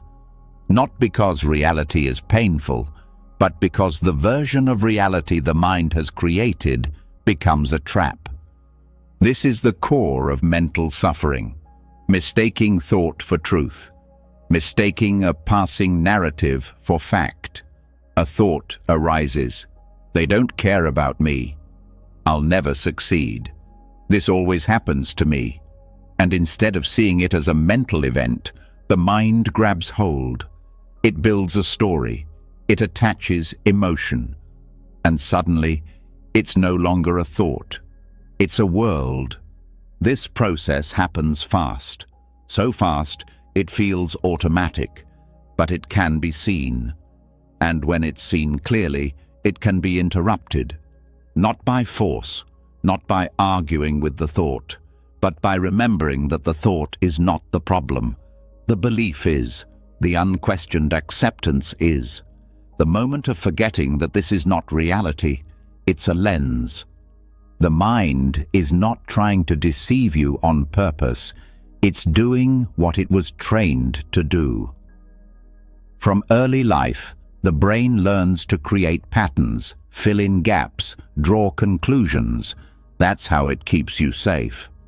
But the same mechanism that helped you avoid danger can also become the reason you stay stuck. Because the mind doesn't know how to distinguish between a useful pattern and a painful one unless awareness steps in. This is where the Buddhist path offers something radical. It doesn't tell you to replace bad thoughts with good ones. It doesn't tell you to build better beliefs. It tells you to see clearly, to recognize that what you're calling truth might just be repetition, that what you're calling who I am might just be a collection of mental habits. Seeing this requires humility, the willingness to say, maybe I don't know what I thought I knew. not just about the world, but about yourself, about others, about the future. It means loosening the grip on the stories you've used to explain your life. It means turning toward each thought and asking, is this true or just familiar? The practice begins in stillness. When a thought arises, pause, feel it, look at it. Where does it come from? Does it have a shape in the body? Does it carry emotion? Does it sound like an old voice you've heard before? And most importantly, is it trying to protect you or punish you? This question matters because many beliefs are not supportive.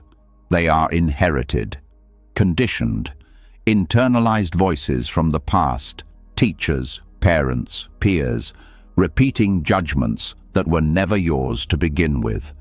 And yet, the mind repeats them because repetition feels safe. Familiarity feels like truth. But they are not the same. Thoughts are not inherently harmful. But when they are believed without question, they become chains. Beliefs form identities, and identities, once solidified, resist all change. You start defending the very thoughts that are keeping you stuck. You cling to the pain because it feels like who you are. Buddhism invites a different path, not to fight the thoughts, but to look at them with curiosity, to create a small sacred space between the thought and the belief. A space wide enough for awareness to step in and say, this is not who I am, this is not permanent, this is not the whole truth. When that space opens, even for a breath, freedom enters. The thought still arises, but it doesn't define you. It moves through, but it doesn't build your world. You can feel sad without believing the mind's conclusion. You can feel doubt without building a story of failure. You can feel anger without becoming someone who is broken. This is the wisdom of clear seeing. Vipassana deepens it. Mindfulness holds it. And compassion makes it safe. Because you're not just observing thoughts, you're unlearning years of mental construction. You're dissolving the wall between perception and reality. And that takes patience, gentleness, and the deep trust that truth doesn't have to shout. It just needs space. Even beliefs that feel empowering can be traps. I am strong. I am successful. I always get through things. These can feel helpful, but they're still identities. They still create pressure. Because now, when life becomes hard, you feel like you've failed your own image. The deeper peace comes not from building a better identity, but from not needing one at all, from being present without labeling, from being alive without explanation. Thoughts will still come. That doesn't change. But your relationship to them becomes soft, spacious. You listen without obeying. You notice without collapsing. You stop defending what no longer serves you. And in that, the mind starts to feel less like a battleground and more like a river. Moving, but not dangerous. Alive, but not in charge. This is what it means to be free. Not to never think, but to no longer be ruled by thought. Not to avoid stories, but to see them for what they are. Clouds passing through sky. Echoes, not commandments. Possibilities, not prisons. So tonight, as thoughts appear, let them. Don't force them to go. Don't follow them into story. Just notice. Feel the space between the thought and the belief, and breathe into that space. This is where freedom begins. Not in silence, not in control, but in remembering that every thought is optional. Every belief is a choice, And reality does not need your mind's permission to be at peace. You can watch thought rise and not ride it. You can feel thought burn and not believe it. You are not what your mind tells you. You are the one who sees. And the seeing is enough. And now that the veil over thoughts has begun to lift, now that the illusion of belief has been softened by direct seeing, what once felt like a mental battlefield begins to feel quieter, not silent, not blank, but lighter. Thought still arises, but it doesn't stick. Stories still form, but they don't take over. And here, in this gentle quiet, the mind meets something it isn't used to, a space it doesn't know how to describe, a presence that doesn't explain itself. It is not numbness, it is not dullness, it is emptiness, not as absence, but as clarity. And this emptiness is not something to fear, it is something to practice. In Buddhist teaching, emptiness, called shunyata, is often misunderstood. People hear the word and assume it means void, blankness, a life without meaning. But that's not what emptiness is. Emptiness is not a lack. It's a space so vast that nothing can be trapped. It's a mind so open that no single thought can define it. And this is where mental freedom begins, not in knowing more, not in thinking better, but in experiencing emptiness as a skill. The skill of emptiness is not about emptying your mind of thoughts. That would be impossible. Thoughts come, they always will. The skill is in letting them arise and fall without letting them define your identity or control your attention. It's learning to hold thought the way the sky holds clouds, completely, but without clinging. This requires a shift. Most people use thought as structure. They build identities from it. They measure success with it. They plan futures and analyze pasts through it. Thought becomes the frame they use to see the world. But that frame also becomes a cage, because anything not supported by the structure is rejected. Any silence feels like something is missing, and so they fill the space with noise, with analysis, with internal commentary. But space is not something to be filled, it is something to be respected. Emptiness is what allows truth to move freely. It is what gives perception the room to breathe. Without emptiness, every thought becomes heavy. Every moment gets judged. Every emotion is assigned meaning, and the mind never rests. Mental emptiness is not a passive state. It is active receptivity. It is what allows you to witness without controlling, to feel without labeling, to be fully alive without attaching to every thought.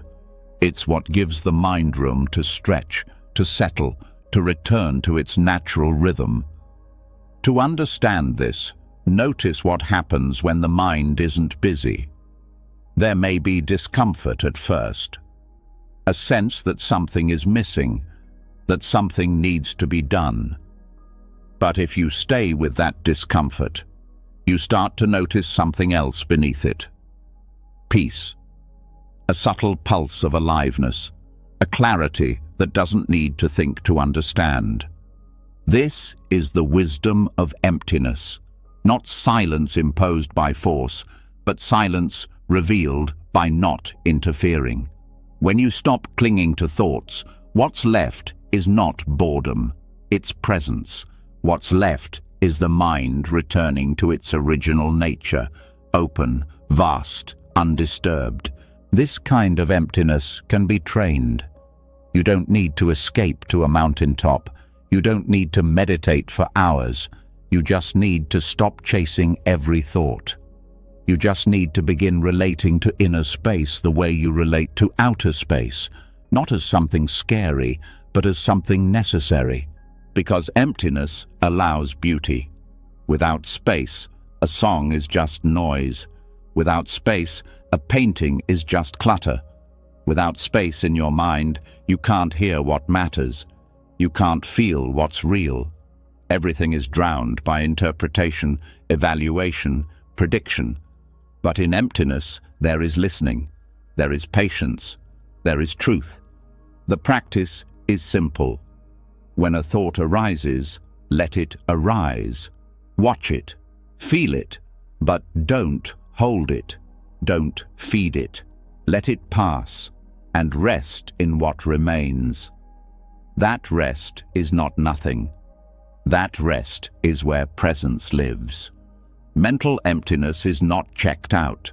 It's not apathy. It is alert stillness. It is what allows the mind to be soft without being weak, to be open without being confused, to be quiet without being empty in the negative sense. This shift from belief to space creates a completely new relationship with thought. You stop trying to control the mind. You stop fearing what it might say, because now you know thoughts will come and go. But the space remains, and that space is where you are free. This also changes how you relate to other people. When your mind has space, you listen better. You don't fill the silence with assumptions. You don't respond from habit. You respond from presence, from emptiness that isn't void, but capacity. This capacity allows emotions to move too. When you're not stuffing the space with thought, you can feel deeply, fully, without pushing away, without grasping. Emptiness becomes the field where all experience can rise and fall without turning into suffering.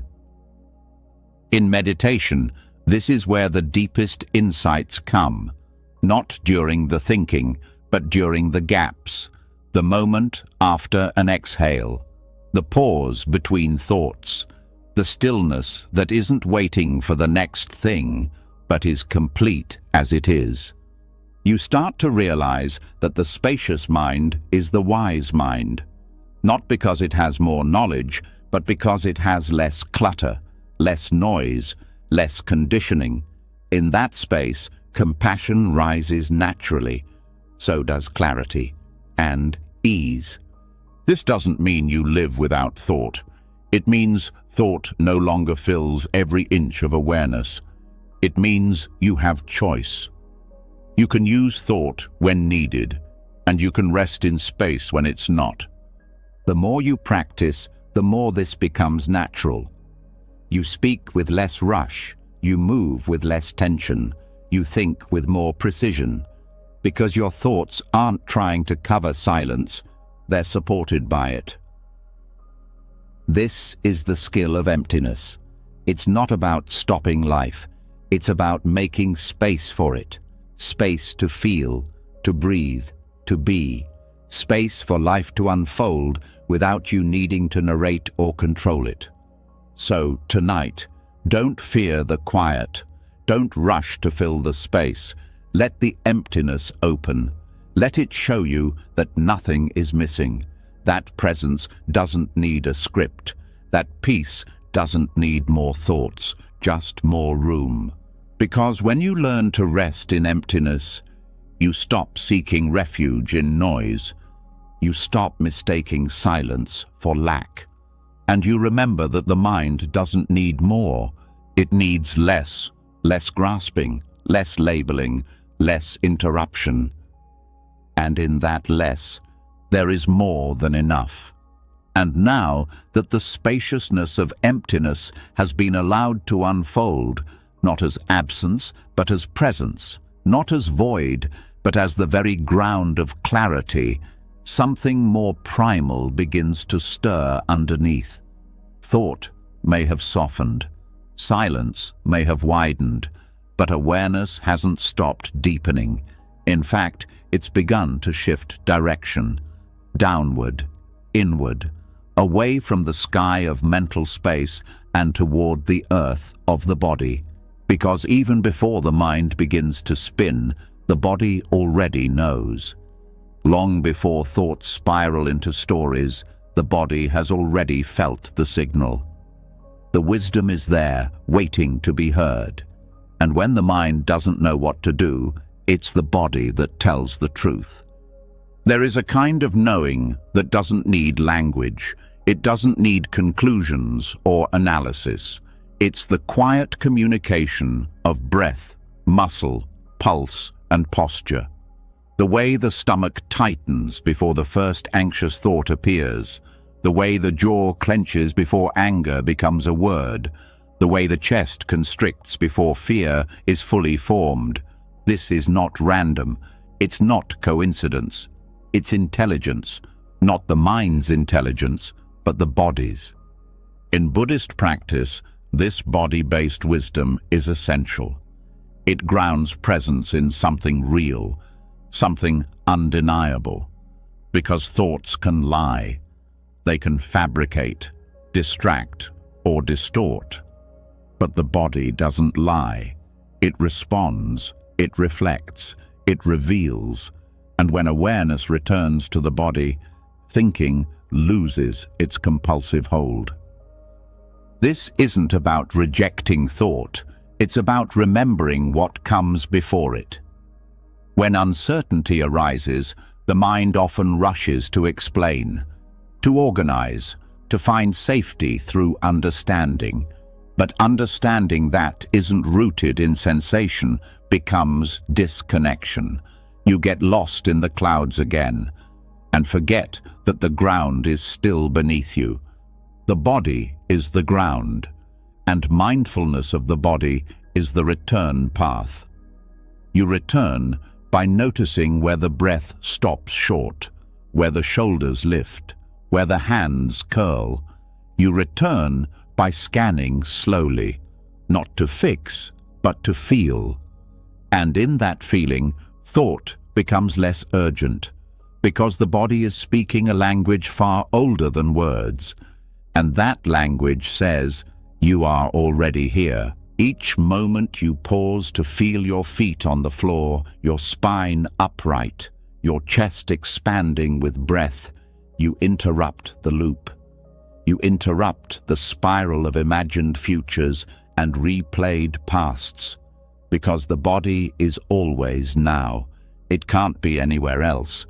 And when you return to it, the mind begins to follow. This is especially important when the mind becomes overwhelmed.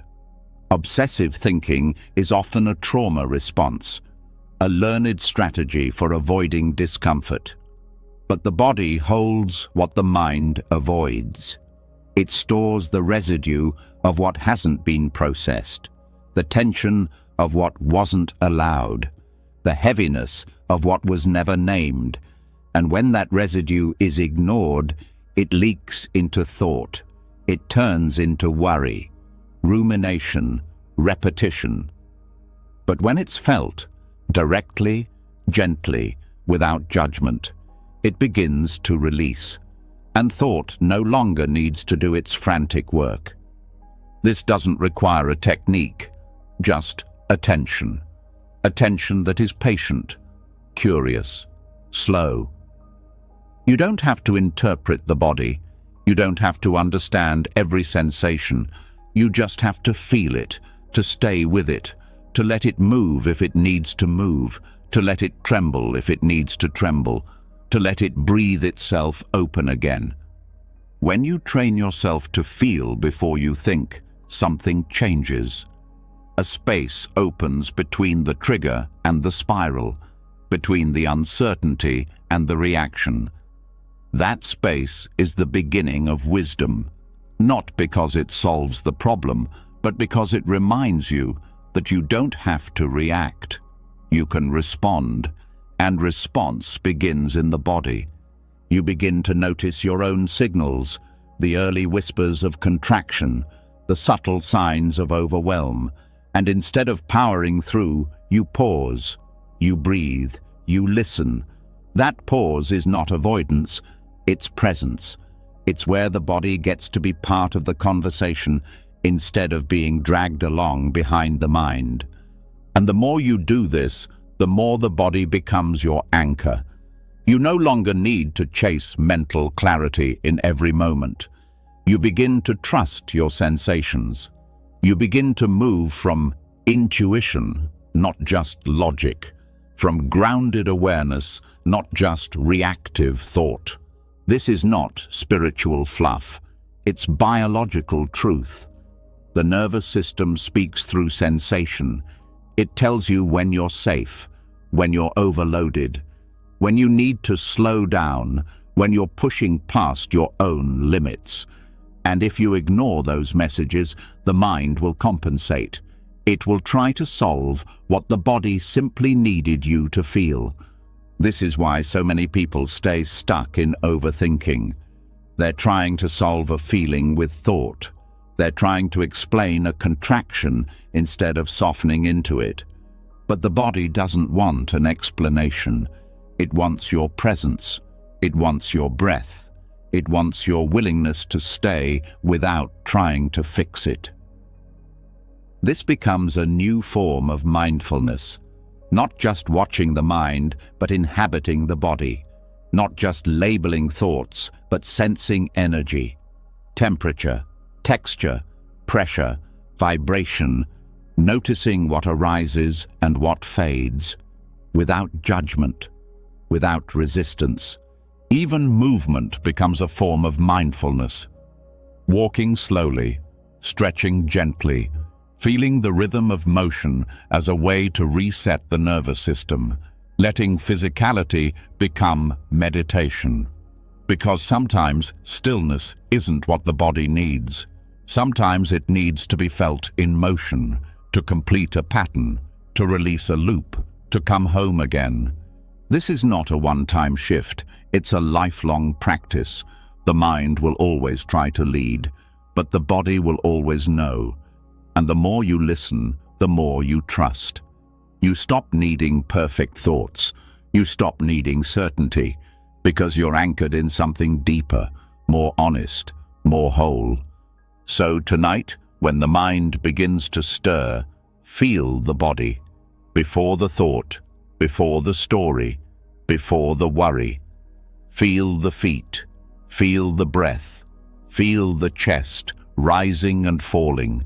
Let the ground hold you. Let sensation speak. Let presence return. Because the body was never separate. It was just waiting to be heard. It was waiting to remind you that you are already here, already whole, already home. And now that the body has begun to speak in its own language, now that awareness has returned to the rhythm beneath thought, it becomes easier to see what the mind was trying to protect all along.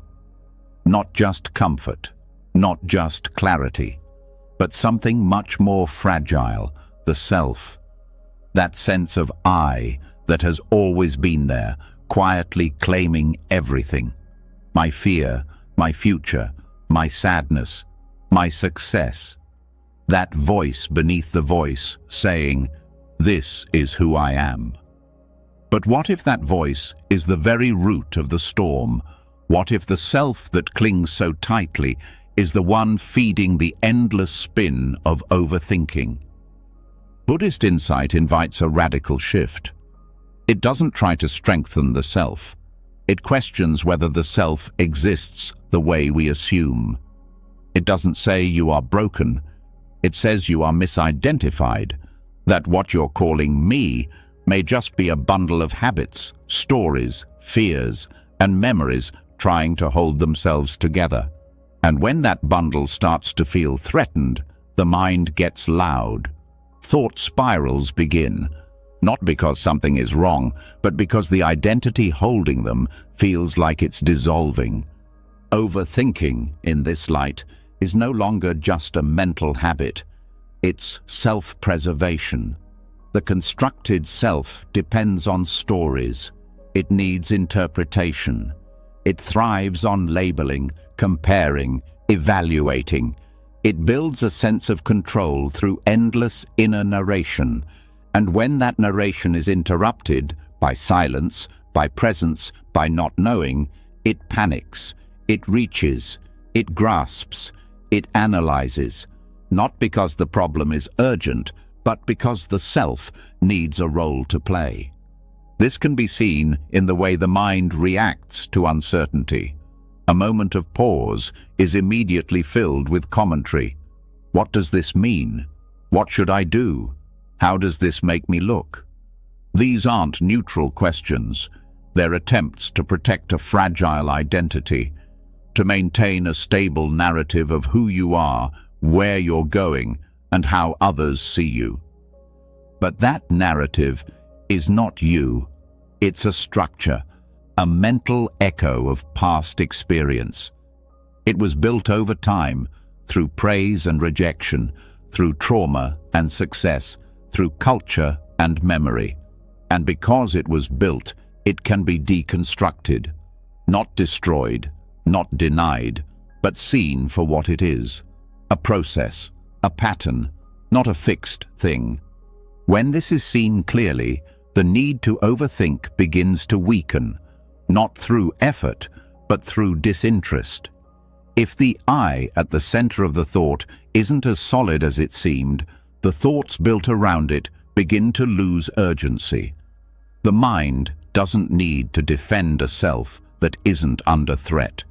It doesn't need to solve a self that was never broken. This insight doesn't require deep philosophy. It just requires observation. Watch how thought says I and then builds a whole world around it. I feel rejected. I need to prove myself.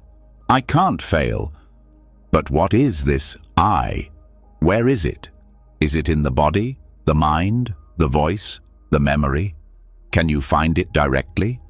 Or is it always inferred, always assumed, never clearly seen? This is not abstract. This is practical. Every time you get caught in thought, pause and ask, who is thinking this?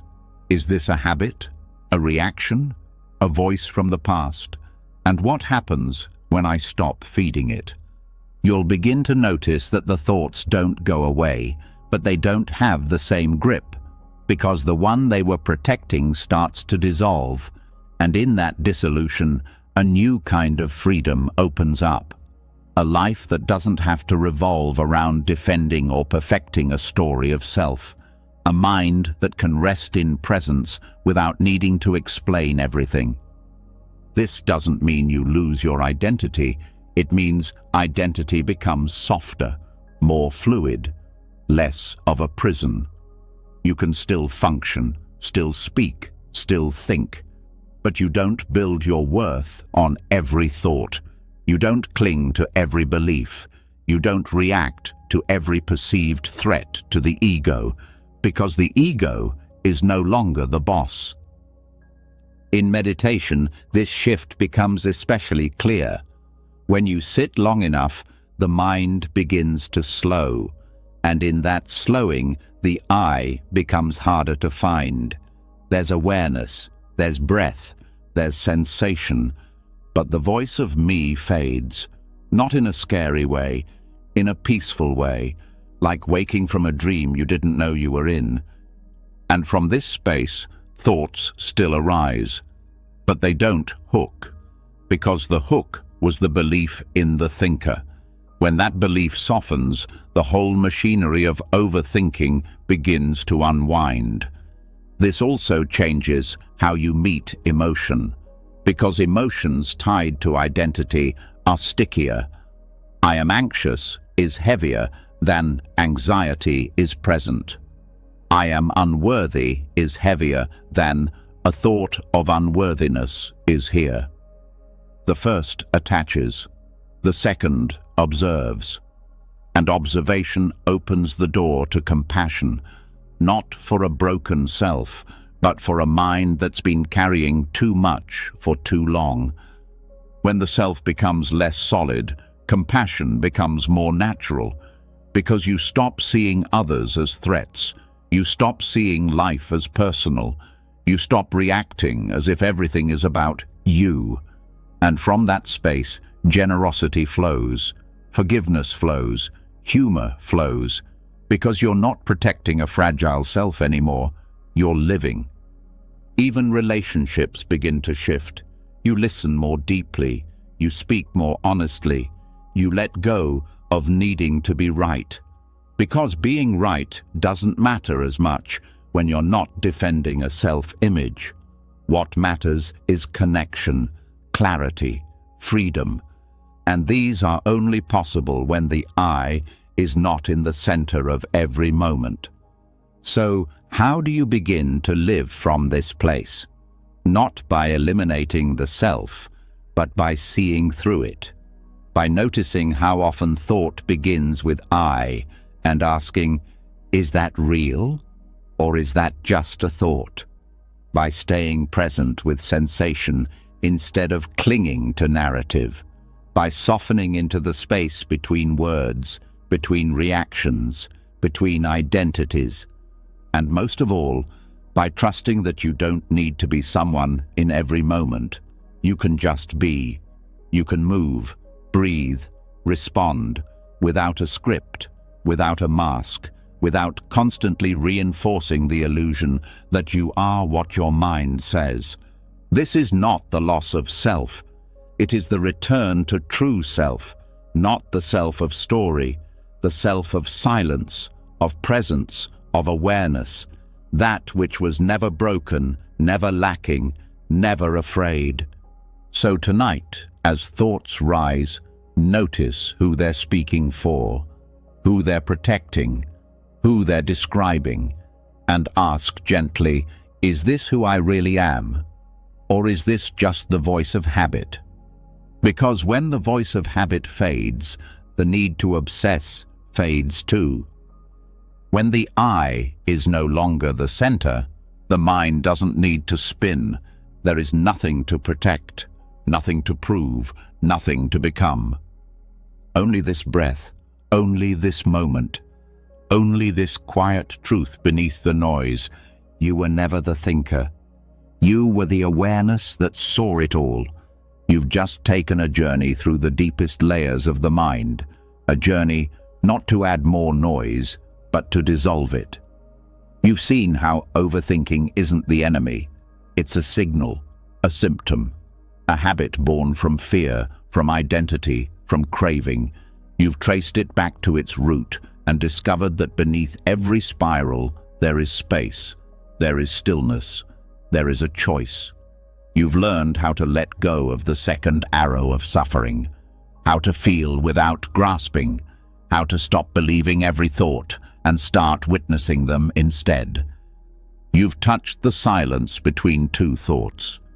You've met the body before the mind tried to explain it. You've watched the craving for certainty loosen its grip. And you've come face to face with the self that tries to hold it all together, the I that feeds the loop, and felt it begin to soften. What you've practiced here isn't just awareness, it's freedom. And the best part, this peace was never somewhere else. It was never hidden in a book or buried in a mantra. It was here all along, underneath the noise, beneath the story, before the thought. Let this be your reminder. You don't need to think your way to peace. You only need to stop standing in its way. If this helped you, if something shifted, even in the smallest way, drop a comment below and write, "I'm done chasing thoughts. I choose stillness." That way, I'll know who truly made it to the end of this beautiful unraveling. And if you want more teachings like this to help calm your mind and free your heart, make sure to subscribe and tap the bell. Let's keep walking this path together. Until next time, breathe deeply, let go fully, and remember, you are not your thoughts. You are the peace that sees them.